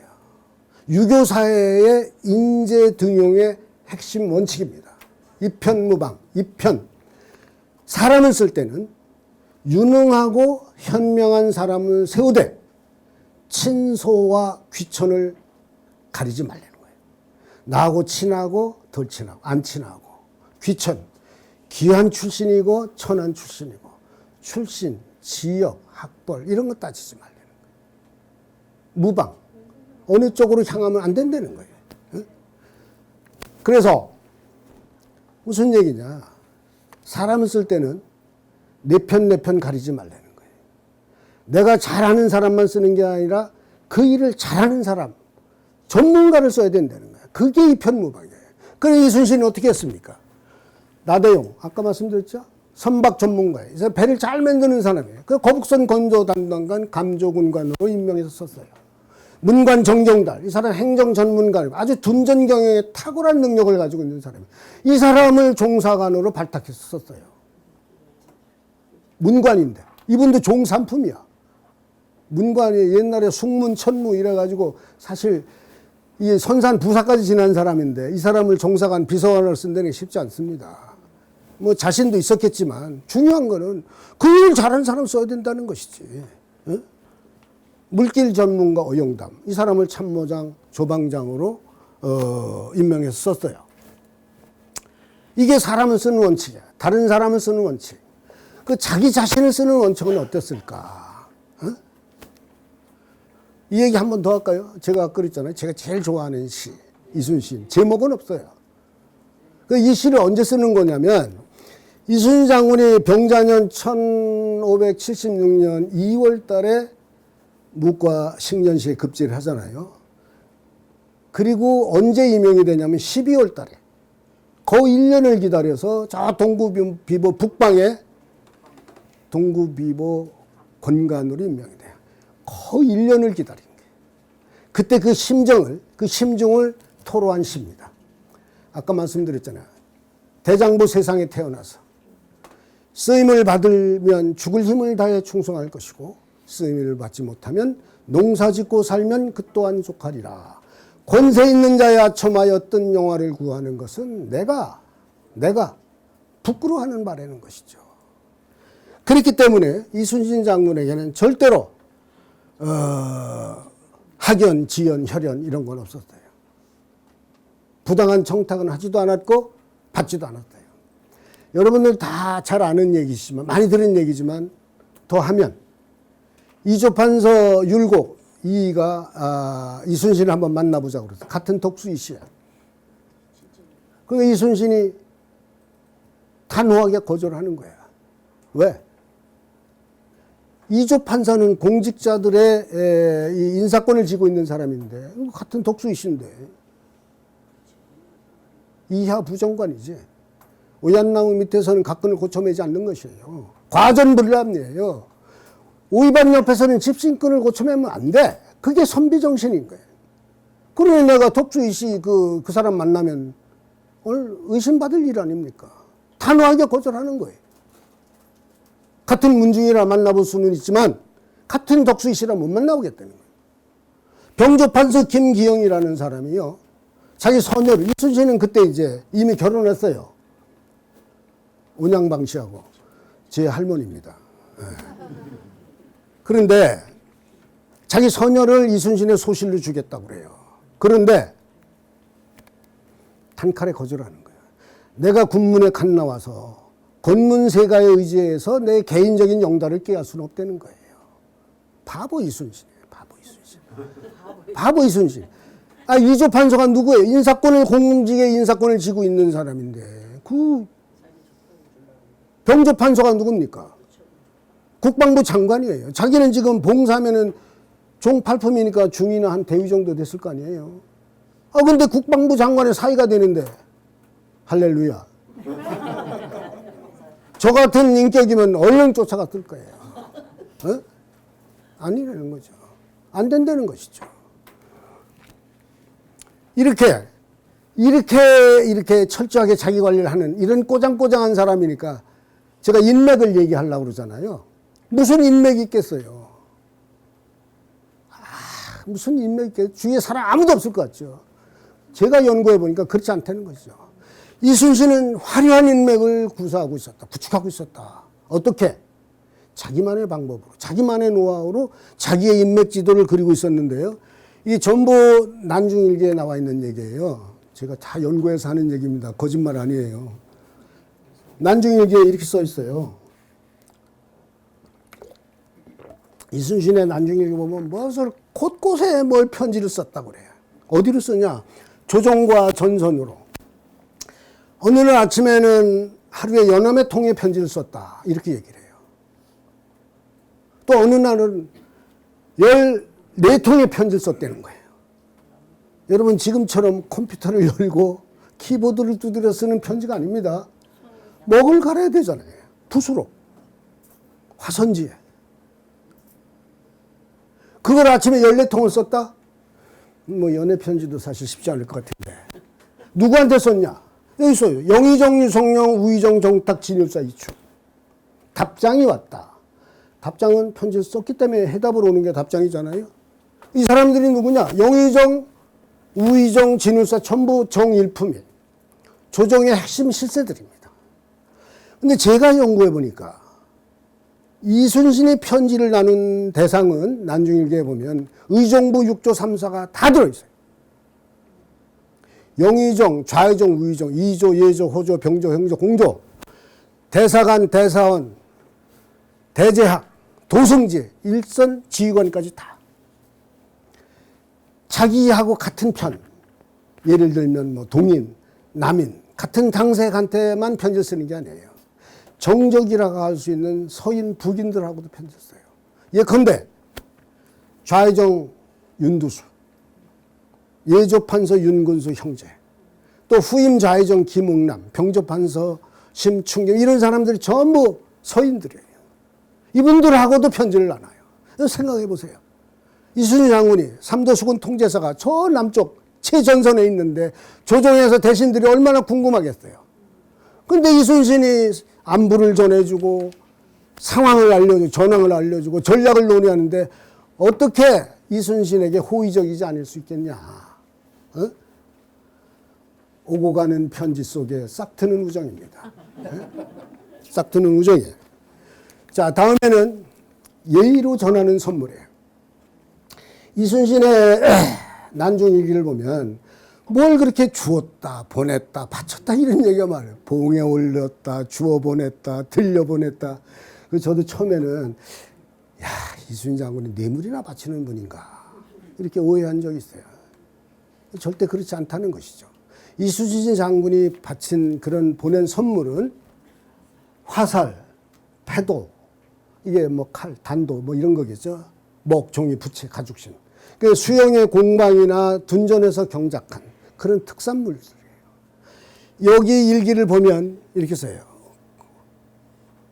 을미년 9월 17일, 이게 음력이에요. 여기 나오는 날짜는 다 당신은 음력이었으니까 이게 뭐 10월 뭐 이때쯤 되니까 그때 이제 유자가 한참 새로 수확할 때겠죠. 제가 잘 모르겠습니다만은 유자 30개를 영의정 유성룡에게 보냈다. 저 이 기록을 보면서 혼자 웃었어요. 영의정이 누굽니까? 1인지하 만인지상이었네. 국무총리예요. 근데 유자 30개, 이게 무슨 한봉다리도 아니고, 이야. 그런데 제가 가만히 생각해 보니까 그 유자가, 우리는 유자 많이 안 먹잖아요. 그 유자가 보니까 이게 과일이 아니라 약재더라고. 귀한 거예요. 예, 네, 아주 귀해요. 뭐 비타민C가 아주 풍부하다고 그래요. 그 뇌졸중, 중풍, 나이 드신 분들은 아주 필히 드셔야 되는 거예요. 예. 그 숙취 해소에도 굉장히 좋다는 거예요. 그러니까 이순신 장군이 무슨 유자를 선물을 보낸 게 아니라 보약을 보낸 거예요, 보약을. 아마 이제 편지를 보낼 때마다 뭐라고요? 시향 제사 때도 꼭 유자는. 아, 그렇습니까? 예. 이게 굉장히 귀한 거죠. 그죠? 예. 이게 만일에 이제 이순신 장군이 그거를 뭐 한 수레를 보냈다, 한 박스를 보냈다 그러면은 뇌물이 되잖아요. 그러니까 정성을 보내는 거예요, 정성. 새로 유자가 수확이 됐으니 이게 건강에 좋다고 그러니 드셔보십시오. 이게 이순신의 정성인 것이죠. 이순신의 정성입니다. 주고받는 선물 속에 싹트는 우정. 예, 그렇습니다. 자, 다음은 정성으로 건네는 술잔이에요. 이순신 장군은 참 술을 많이 드셨어요.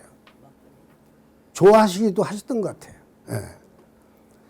그 난중일기 전체 기록을 보면 제일 많은 게 이제 활을 많이 쏘았다. 270회 정도 나와. 그 다음에 몸이 아프다. 불편하다. 그 180회. 그 다음에 여기 이제 술을 마셨다는 얘기가 세 번째로 많이 나와. 140회. 근데 이순신 장군은 절대로 보면은 술을 혼자 마시잖아요. 그리고 포금 마시지도 않아요. 거의. 물론 뭐 그런 경우도 한두 번 기록에 있습니다만은 이순신 장군의 마시는 술은 이게 이제 이 상관들, 도채사사, 도안수들하고 먹는 술은 전황을 토론하는 술이에요. 동료 장수들하고 마시는 술은 단합을 도모하는 술. 부하 장졸들하고 마시는 술은 사기를 진작시키는 거예요. 회식을 하는 거예요, 회식을. 여기 보세요. 술잔 네순배를 돌리고 밤에 깊도록 뛰놀게 하는 것은 스스로만 즐기려고 한 것이 아니라 스스로 즐기려고 한 것이 아니라 오랫동안 고생하는 장병들의 노고를 풀어주고자 한 것이었다. 5월 5일이에요. 이날이 언제? 단오날입니다. 명절날이에요. 잔치를 베풀어 준 거예요. 부하들을 위로하기 위해서 술을 건넜다는 것이죠. 그 이순신이 이렇게 이 부하들과 또 휘하 장수들과 상관들과 이게 술잔을 나누고 이렇게 하면서 이제 정성을 서로 이제 단합을 도모했던 것이죠. 그래서 이순신이 이렇게 마음을 나누는 편지를 나누고 많은 사람들과 또 예의로 전하는 선물을 나누고 또 정성을 건너는 술잔들이 어울려서 자기도 모르는 사이에 화려한 인맥이 형성된 거예요. 인맥 지도가 그려진 거예요. 네트워크가 형성된 겁니다. 비빌만한 언덕이 생겼어요. 그래서 이순신 장군이 이제 종유년에 죽음의 위기에 몰렸지 않습니까? 삼도수군 동자에서 파직되고 의금부 감옥에 갇혔을 때 임금 선조가 죽이라고 그랬어요. 이순신이 어떻게 살아났느냐. 여러분들 잘 아시는 정탁. 이분의 호가 약포인데요. 이순신보다 나이가 19년 선배, 19년 선배. 아버지 같은 그런 선배 군인입니다. 이분하고 끊임없이 편지를 나와요. 난중일기에 끊임없이 나와요. 여기 지금 이분이 이제 이순신을 살려야 된다 하는 구명상소를 올려. 신구상소. 그 신구위라고 제가 썼어요. 혹시 여러분들이 신구차 아닌가? 이렇게 생각하시는 분들이 계실 거예요. 그 제가 좀 설명을 해야 됩니다. 이순신이 죽음의 위기에 몰렸을 때 정탁이 이순신을 구명하기 위해서 올린이 아니라 쓴 상소문이 두 개가 있어요. 하나는 이순신 옥사, 이게 첫 번째 쓴 거예요. 두 번째 쓴 게 논구 이순신 차, 이걸 줄여서 신구차라고 얘기합니다. 그 두 번째 쓴 건 뭐냐면 먼저 이순신 옥사이를 임금한테 올렸어요. 이순신 죽이면 안 됩니다. 살려야 됩니다. 근데 빨리 윤호가 안 내려오는 거야. 그래서 더 간절하게 이제 더 내용을 부과해서 써놓은 장계가 논구 이순신차 신구차예요. 그걸 이제 막 올리려고 그러는데 앞에 올린 이순신 옥사의가 윤호가 떨어졌어요. 그래서 이건 올리지 않았다. 정탁의 약포집에 보면 그렇게 써 있어요. 그래서 논구 이순신 차가 아니라 이순신이 죽음을 면한 상소문은 이순신 옥사의다. 굳이 줄인다면 이순신 옥사의 신구의다. 이렇게 얘기할 수 있다.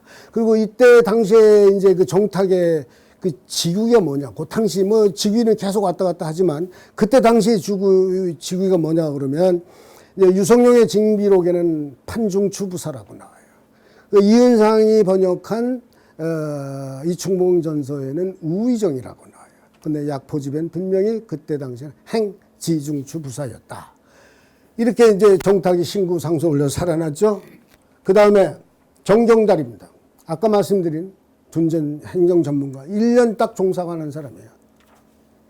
이 난중일기를 보면 이 정경달이 오면 그 부임에 오는 날부터 이순신하고 술을 마시면서 둔전 경작을 논의하고 군정을 논의해요. 그 이 정경달이 그때는 이미 이제 딸이 헤어져 있을 때인데 이순신이 이게 곧 죽게 생겼다 그러니까 임금에게 독대 신청을 하는 거예요. 이순신을 죽이면 나라가 망하게 생겼는데 어떻게 하면 좋겠습니까? 절대 죽이면 안 됩니다. 이게 정경달이 이게 임금에게 독대를 했어요. 다음에 황대중. 이 사람은 이제 해상 의병인데, 여러분 잘 아시는 양건당이 전륜발이 두 다리를 저는 그런 양건당 그런 의병장인데, 이분은 그 가보전에 그 거제 진공 장문포 작전에도 또 다른 의병장 곽재우, 김동영하고 같이 이순신 밑에서 싸웠던 분이에요. 이분이 이순신이 죽게 생겼다 그러니까 27일 내내 옥문 앞에서 농성을 하면서 이순신 구명상소를 벌렸다는 거예요. 이원익, 여러분 잘 아시는 우리 선생입니다. 이분이 얼마나 유능한 사람이 선조 때 이제 영의정 했잖아요. 광해군 때도 영의정을 해요. 인조 때도 영의정을 해요. 이순신이 가장 존경했고 또 이순신을 가장 아꼈던 이 도체찰사 이원익이 임금한테 이렇게 얘기를 해요. 지금 이순신을 죽이는 거는 왜적들이 원하는 거예요. 왜적들이 바라는 거예요. 그 절대 죽으면 안 된다. 이런 분들이 다 누구냐. 이순신이 평소에 편지를 나누고 예물을 나누고 숫자를 나눴던 분들입니다. 그러나 이런 일들이 절대로 하루아침에 일어나지 않는 거죠. 평소에 그런 관계를 구축한 거예요. 정성을 나누고 마음을 나누고 이렇게 관계를 돈독히 했기 때문에 이순신이 죽음의 위기에 몰렸을 때 이러한 화려한 인맥들이 화려한 구명 활동을 펼쳤다. 이순신에게 배우는 인맥 경영이고요. 소통 경영입니다. 대화의 기술 중에요. 대화의 기술 중에 1, 2, 3법칙이라는 게 있어요. 1분간만 말하고 2번 이상, 2분 이상 듣고 1분간만 말하고 2분 이상 듣고 3번 이상 맞장구를 치라는 거예요. 무슨 얘기냐? 많이 들으라는 얘기예요. 많이 들으라는 얘기입니다. 여러분 입이 아래가 있고 귀가 위에 있잖아요. 먼저 들으라는 얘기예요. 입이 하나잖아요. 귀가 2개잖아요. 2배 이상 들어야 된다는 거죠. 그게 뭐냐? 경청한다는 거죠. 경청을 해라. 그 경청을 해야 상대하고 공감을 이루고 또 그 공감을 통해서 아까 얘기한 신뢰를 얻을 수 있다. 이런 얘기예요. 이순신이 이제 이 소통을 아주 잘한 분이라고 저는 생각을 하는데 이순신이 이 소통을 하는 그 루트가 있어요. 그 루트가 뭐냐면 임금하고 왕세자하고는 장계, 장달 이런 거 가지고 소통을 해요. 그 조정 대신들하고는 아까 말씀드린 편지, 정보를 끊임없이 제공합니다. 그리고 동료 장수들에게는 전술과 전략으로 소통을 해. 그 부하들에게는 신상 필벌. 심지어 자기 자신과 역사하고도 소통을 하는 거예요. 그게 뭐냐? 난중일기잖아요. 임진장초, 장계, 서간문. 이순신은 이런 주옥 같은 기록들을 남겨놨기 때문에 지금 400년 후에 우리가 400년 전에 이순신과 소통할 수 있는 거예요. 이런 주옥 같은 기록들이 있기 때문에 임진왜란 7년 전쟁 그 질곡의 역사를 우리가 빤히 들여다보듯이 알 수 있던 거는 이런 기록, 이런 소통의 기록이 있기 때문에 그렇다. 그 이순신의 이런 소통은 이런 기록, 이런 그런 소통만이 아니라는 거죠. 더 중요한 거는 실천하는 소통, 행동하는 소통이라는 것이죠. 그래서 이렇게 기록을 보면 이순신은 늘 뭐 누구를 불러들여 의논했다, 날이 셀 때까지 의논했다, 뭐 이런 얘기를 계속합니다. 여기가 어디냐? 여기가 여수 진랑관, 당시 진해루였던 것 같아요. 임진왜란 초에 여기서 갑론을박이 벌어졌대요. 경상수욕으로 출동하는 문제 때문에. 그게 관할론과 부원론입니다. 무슨 얘기냐? 지금 전라 좌수군이 경상수역으로 나가면 잘못하면 물길도 어둡잖아요. 잘 모르는데. 잘못하면 우리가 당할 수도 있어. 그러니까 우리 지역, 우리 관할만이라도 잘 지켜야 된다 하는 게 관할론이에요. 근데 부원론은 뭐냐? 지금 나라에 전쟁이 일어났는데 경상도가 어디 있고 전라도가 어디 있냐 이거야. 경상도가 무너지면 전라도도 무너지고 전라도가 무너지면 조선이 무너지는 거예요. 그러니 하루빨리 우리 경상수역으로 나가야 된다. 이렇게 갑론을박을 벌리고 토론을 소통 끝에 경상수역으로 나가지 않습니까? 자, 이쪽은 뭐예요? 한산도 운주당입니다. 이순신 장군이 계사년 7월 15일 날 한산도에 이 전진기지를 구축하잖아요. 행령을 설치를 합니다. 그리고 운주당이라는 집을 져요. 거기서 늘 이제 부하들하고 회의를 해요. 뭐라고 써있냐? 이거는 유성룡의 징비록에 나와 있는 내용입니다. 이순신이 한산도에 운주동이라는 집을 짓고 밤낮을 그 안에서 지내면서 여러 장수들과 함께 전쟁에 대한 일을 의논하였는데 비록 졸병이라 하더라도 군사에 관한 일을 말하고자 하는 사람이 와서 말하게 하여 군사에 관해서 말하고자 하는 사람이 있다면 누구든지 와서 얘기하게 하여 군사적인 사정에 능통하게 했다는 거예요. 그리고 늘 싸우려 할 때는 장수들을 모두 불러 모아서 계교를 믿고 전략이 결정된 다음에 싸운 까닭으로 싸움에 패할 일이 없었다. 소통의 달인. 자, 불통하는 장수는 패한다. 사실 될 수 있으면 이제 원균 얘기 잘 안 하려고 그러는데요. 여기 또 원균 후손분들도 계실 수 있어서 그런데 그냥 이거 제 얘기 아니고 징비록에 나와 있는 내용을 그냥 전합니다. 그냥 노란 글자만 읽어주세요. 다른 얘기 읽지 마시고.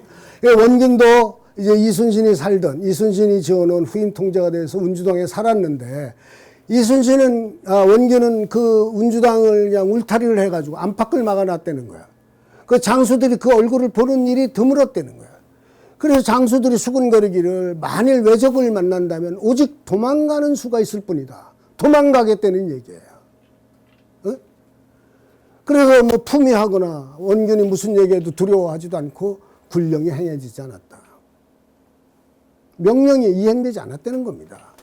그래서 불통하는 장수는 패배하고 소통하는 장수는 승리한다. 이런 얘기를 하고 있는 건데요.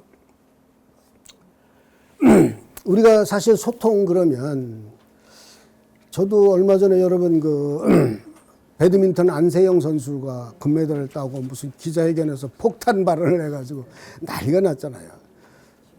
그 안세영이가 얘기가 저도 정말 잘하더라고요. 저도 그거 다 봤는데 얘기 핵심이 뭐냐면 협회하고 소통이 안 된대. 그래서 자기가 뭐 선수들이 아파도 뭐 자기들 주장만 하고 그래서 소통이 안 된다. 대패 놈들이 나쁜 놈들이에요. 뭐 그중에 한두 사람은 좀 기업은 영원이라면서요. 기업. 그래서 뭐 그런 승리에 취해 있는 다른 선수들한테 그렇게 찬물을 끼얹을 수 있냐 뭐 이런 찬반 토론이 많더라고요. 근데 이제 저는 그런 거는 자세히는 모르겠지만 딱 저에게 꽂힌 거는 소통. 그 자기 대표단에 빠져나와서 개인으로 출전했으면 출전하겠다는 얘기 아니에요. 소통이 중요하다는 얘기를 하는 거예요, 제가. 협회 놈들, 나쁜 놈들 중요한 거 맞고. 자, 제가 이제 이 기업에서 이런 사례 한번. 여러분들 앞에 제가 IBM 얘기 잠깐 했잖아요. 1990년도 저희들 한참 비즈니스 황성하게 할 때는 IBM이라는 회사가 꿈의 직장이었습니다. 진짜로. 그 좋은 대학 나오고 실력 있는 사람들 전부 이 다국적 기업에 이제 IBM 이런 데 갔는데 그런데 1990년도쯤에서 IBM이 이 컴퓨터 제조 기업으로 아주 공룡 거대 기업인데 이 기업이 지금 망하게 생겼어요. 왜냐하면 이제 IT 정보 기술이 개발이 되면서 컴퓨터 제조업 가지고는 한계가 있는 거예요. 그래서 이게 이제 경영난이 심각하게 빠지니까 새로운 회장을 취임을. 루이스 거스너라는 이제 새로운 신임 회장의 전문 경영인이 와서 뭘 했냐. 취임하자마자 100일 동안 계속 현장에 나갔다는 거야. 이게 자기가 이 책에 쓴 책이에요. 자기가 직접 쓴. 루 거스너의 IBM 부활과 신화. 이 100일 동안 현장을 돌면서 왜 우리 IBM이 바뀌지 않으면 안 되는지, 어떻게 바뀌어야 되는지, 이 컴퓨터 제조업 가지고 우리는 다 구조 조정도 해야 되고 변신도 해야 된다. 끊임없이 설득을 하는 거예요. 어떻게 바뀌어야 되는지. 지금 우리 IBM이 지금 심각한 정책에 들어섰다는 거예요. 매출 수익이 급감하고 있다는 거예요.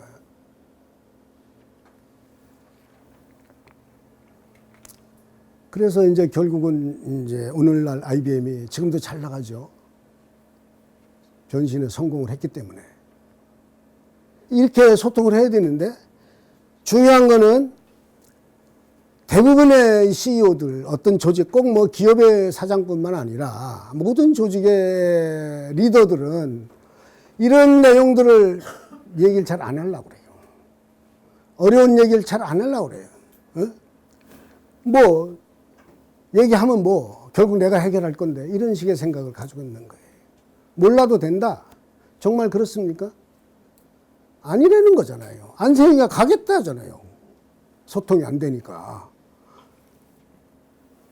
위기가 오면은 회사가 어려워지면 직원들이 먼저 알아요.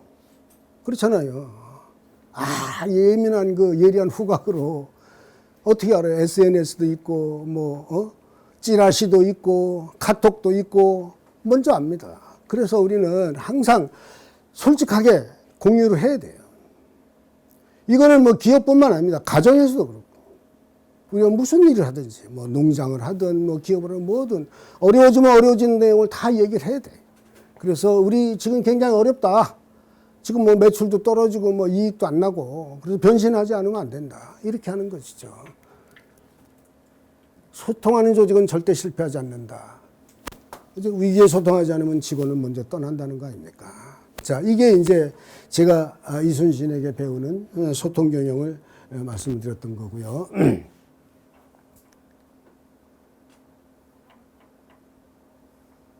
그냥 팁으로 들어주세요. 사실 우리가 어려워지면 이제 도와줄 사람이 필요하잖아요. 위기일수록 힘이 되어줄 사람이 필요합니다. 힘이 들면은 손을 내밀어 줄 사람이 필요하죠. 근데 CEO들은 그러지 않는다. 그리고 CEO들은 늘 그런 얘기를 해요. 지도자는 외로워.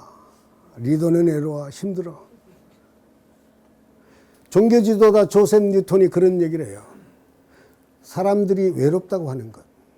외롭다고 하는 것은 서로 마주 건널 수 있는 다리를 놓기보다는 넘을 수 없는 높은 벽을 쌓고 있기 때문이다.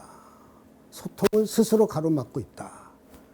경영학의 아버지 피터 드러커는 이렇게 얘기해요. 잘못된 문제의 70%는 잘못된 커뮤니케이션에서 비롯된다. 잘못된 소통에서 비롯된다. 사랑은 모든 것을 정복한다. 사랑은 모든 것을 극복한다. 사랑은 모든 것을 이긴다는 것이죠. 제가 이순신 장군에게 이렇게 푹 빠질 수밖에 없었던 이유를 가만히 생각해 보면, 제가 이제 저는 원래 이제 기업인이니까 올해 이제 41년 차 기업을 하는데, 처음에는 이제 경영학적 측면에서 이순신을 들여다봤어요. 제 고향이 충청도 아산이고 뭐 등등 여러 가지 이유도 있지만, 이 난중일기, 그다음에 임진장초 이런 것들을 읽어보니까 기업인들이 하는 보고서 뭐 이런 거하고 똑같은 거예요. 저희들의 업무 일지하고 똑같은 거예요. 근데 어떻게 이순신이 이렇게 백전백승을 했나? 또 보면은 이순신은 굉장히 사랑이 풍부한 사람 같아요. 그래서 저는 이분을 휴머니스트라고 그래요.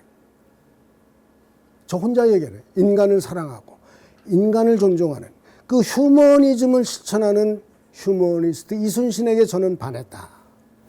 이렇게 얘기를 하는데요. 이순신이 실천한 사랑은 여러 가지가 있습니다. 가족 사랑, 부하 사랑, 백성 사랑, 나라 사랑이에요. 가족 사랑은 여러분들이 저보다 더 많이 아실 것 같아요. 여기 웅천동이에요? 네, 여기 웅천동 맞아요? 이 동네가?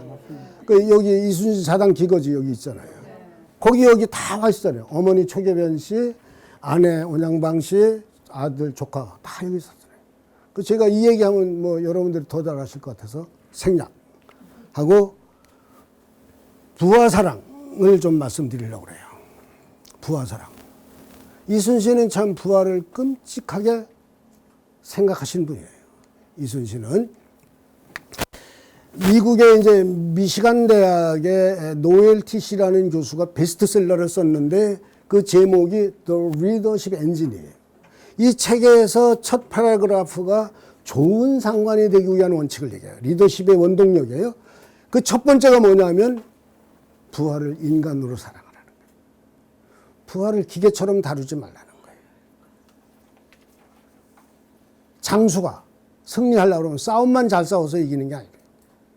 부하들과 함께 싸워야 되니까.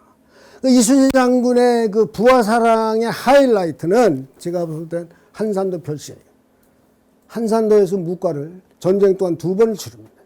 가보년하고 병신년에 이 가보년에 이 한산도 별시를 치를 때 엄청난 비난이 쏟아졌어요. 한산도에서 묵과를 이순신이 주관을 해서 묵과를 치르겠다. 왜냐하면은 이 과거라고 하는 거는 국왕이나 이 왕세자들이 주관을 하게 돼 있어요. 근데 그걸 일개 무장이 한산도에서 한다고 그러니까 난리가 난 거죠. 엄청난 비판. 그때 당시에 전라도 순찰서 감사가 이정함이라는 사람이에요. 이 사람이 임금한테 장계를 올려. 이순신이 한산도에서 묵과를 실시하겠다고 장계를 올린 것은 매우 잘못된 일이니 반드시 추구해야 된다. 엄히 다스려야 된다는 거예요. 한마디로 해서 겁이 없다는 얘기지. 예? 그런데도 이순신이 어떻게 해요? 장계를 올려서 설득을 해서 장계를 실시하잖아요. 가보년 4월 6일부터 9일까지 난중일기 보면 과거 실시에 97명이 홍패를 과거 합격장을 받아요. 엄청난 인원입니다. 이순신이 과거 급제할 때 29명이 급제를 했어요. 그러니까 부하들이 이 전쟁터에 있으면은 대부분 이제 현직 무관들이 군인들이 이제 묵과 시험을 치렀는데 전쟁터에서 묵과 시험을 보러 갈 수가 없잖아요. 그러니까 한산도에 자기가 치르겠다는 거야. 그러니까 데리고 있는 부하의 오늘만 책임지는 게 아니에요. 내일, 미래, 그 비전까지 책임지겠다는 거죠. 부하 사랑이 아니고 자기를 위한 과거가 아니죠. 자기는 1576년에 과거 급제했는데 only 부하들을 위해. 이순신이 부하들을 사랑하는 그 사례는 수도 없이 많죠. 한경도 군관 시절에는 자기 부하가 부친상을 당했다는 소식을 듣고 멀어서 가지를 못해. 자기 말을 내줬다는 거예요. 군색한 말을 하는 부하 이중욱에게는 입고 있던 이 옷을 벗어줬다는 거예요. 자기 입고 있던 옷을 벗어줄 거예요. 그때 수군들은 이제 말단 수군 이름이 없어요. 개똥이도 있고 망구지도 있고 그걸 전부 한자로 이름을 줘요. 개똥, 망구지 이렇게 한자로 이름을 만들어서 승첩장기에 올려주는 거예요. 부하들의 공로를 품신하는 거예요. 아끼는 부하 정운, 녹도만호. 부산포 해전에서 죽었잖아요. 그러니까 5년 전 선죽도 해변에 죽은 이대원 사당에 같이 모시게 해달라. 장계를 올려. 오늘날 고흥의 쌍충사 아닙니까? 아끼는 부와 관양형감. 억울하게 관양형감을 쫓겨났어. 모함을 당해서. 잘못된 인사다. 제거해야 된다. 부당하다. 이러면 이제 장계를 올려. 인사권에 도전하는 거야. 죽어야 잘못하면은. 그렇게 장계를 올려. 그래도 안 되니까 자기 조방장으로 썼잖아요. 쫄병들의 시신을 고향에 보내. 쫄병들이 죽으면 뭐 그냥 개죽음이죠 뭐. 근데 이순신 장군은 그 쫄병에 이름도 없는 그런 수군들을 다 고향에 보내서 장사를 지내게 해주고 고을 원님들한테 편지를 보내. 신신당부해. 그 가족들에게 혈전을 베풀어달라. 참 좋은 상관 이순신입니다. 에? 참 좋은 상관 이순신이에요. 이순신의 이제 사랑은 이제 백성 사랑을 말씀드리려고 하는데요. 많은 사람들이 정치인들이 특히 그런 얘기를 많이 해요. 대한민국 헌법 1조 1항, 대한민국은 민주공화국이다. 그런 얘기를 들을 때마다 저는 좀 이순신에 좀 뭐 꽂힌 사람인지 왜 이순신이 어떻게 했을까? 왜 그런 생각이 나는지 몰라요. 이순신은 뭐라고 그랬을까? 저는 1조 2항을 얘기했을 것 같아요. 대한민국의 주권은 국민에게 있고 모든 권력은 국민으로부터 나온다. 왜? 이순신은 항상 이민우천, 백성이 하늘이라고 생각했기 때문에. 그래서 어떻게 했어요? 제세 안민했잖아요. 백성들이 굶어 죽으니까, 군사들이 굶으니까 둔전을 경작해서 식량의 반, 수확의 반은 식량으로, 군량으로 백성들을 구제했잖아요. 백성들을 보호해. 보호민어적. 외적을 막아서 백성들을 보호하는 거예요. 이순신 장군이에요. 이 항상 전투를 하는 거 보면 그 전략의 수립이나 변경도 전부 백성의 안전이 우선입니다. 백성의 안전이 우선이에요. 당항포 해전을 한번 보면 6월 5일 날 당항포 해전 보면 6월 5일 날 이순신이 29척을 이렇게 분멸했다고 그러는데 첫날 28척만 분멸해요. 한 척을 남겨놔요. 왜 그랬을까요? 외적들이 돌아갈 길을 열어준 거예요. 외적들이 이제 이 형세가 불리해지면 육지로 올라가잖아요. 무트로 올라가. 그럼 어떻게 돼요? 백성들을 노략질하고, 도륙하고, 부녀자들을 겁탈하고. 그러니까 백성들을 이렇게 환난을 당할 것을 염려해서 도망가도록 한 척을 남겨둔 거야. 그 이튿날 아침에 도망가는 그냥 싸그리. 또 다른 이순신, 방답첨사, 무의공 이순신이 그 이튿날 아침에 한 척을 돌아가는 배를 다 죽였다. 그래서 29척. 한산도 해전은 어떻습니까? 한산도 해전. 여기 한산도 해전.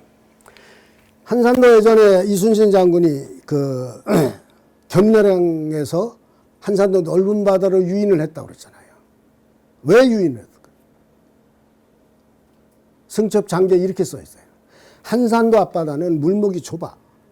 견내량 명령이 다 물목이 좁죠. 수심도 낮아. 암초도 많아. 그 우리 배끼리 부딪혀서 우리 배끼리 사고를 당할 염려도 있고 뿐만 아니라 외적들이 형세가 불리해지면 무트로 기슭을 타고 육지로 올라가. 어떻게 합니까?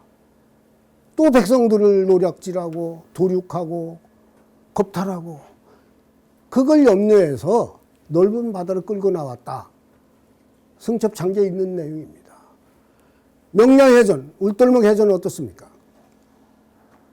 아까 말씀드린 전날 이제 임준영이 와가지고 지금 어란포 앞에 200여 척이 와 있다. 이순신이 딱 보니까 야 이건 내일은 틀림없이 울돌목 전투가 일어날 수밖에 없어. 그 자기들도 이제 진을 해남 우성 앞바다로 옮기잖아요. 그러면서 한 일이 뭐냐? 전령선을 보내. 전령선을 보내서 그 피난선들이 바다에 있으니까 타일러서 육지에 대피시켰다는 거죠. 백성들의 안전을 위해서 소개시킨. 그 이순신의 모든 이런 작전, 이런 어떤 작전의 수립이나 변경이 전부 제일은 외적을 치는 것도 중요하지만 백성을 보호하는 게 더 중요하다 하는 얘기를 하는 거예요. 자, 다음에는 이제 그야말로 이민우촌이에요. 이순신 장군이 이제 백의종군 하면서 백의종군 이제 끝날 무렵쯤 이제 삼가현에 이르렀는데 그 내과에서 이제 이 백의종군 하는 사람들이 이렇게 있으니까 그 고을 사람들이 와서 밥을 지어서 갖다 바치는 거예요. 삼도수군 통제사가 저렇게 백의종군을 하고 있으니 얼마나 안타깝겠어요. 근데 이순신 장군이 뭐라 하냐면 절대로 받아먹지 말라. 백성들의 밥을 받아먹지 말라. 근데 그 이튿날 아침 일기에 나와 있는 얘기예요, 이게. 아침에 확인해 보니까 이 종놈들이 그 밥을 받아먹었다는 거야. 그 종놈들을 매질을 하고 백성들에게 밥 지은 양만큼의 쌀을 돌려줬다는 거예요. 이순신 장군이 안타까워서 백의종군하는 삼도수군 통제사가 안타까워가지고 밥을 갖다 바치는데 그걸 거절하고 그걸 쌀을 되돌려주는 이 이순신 장군. 이순신의 생각은 뭐냐?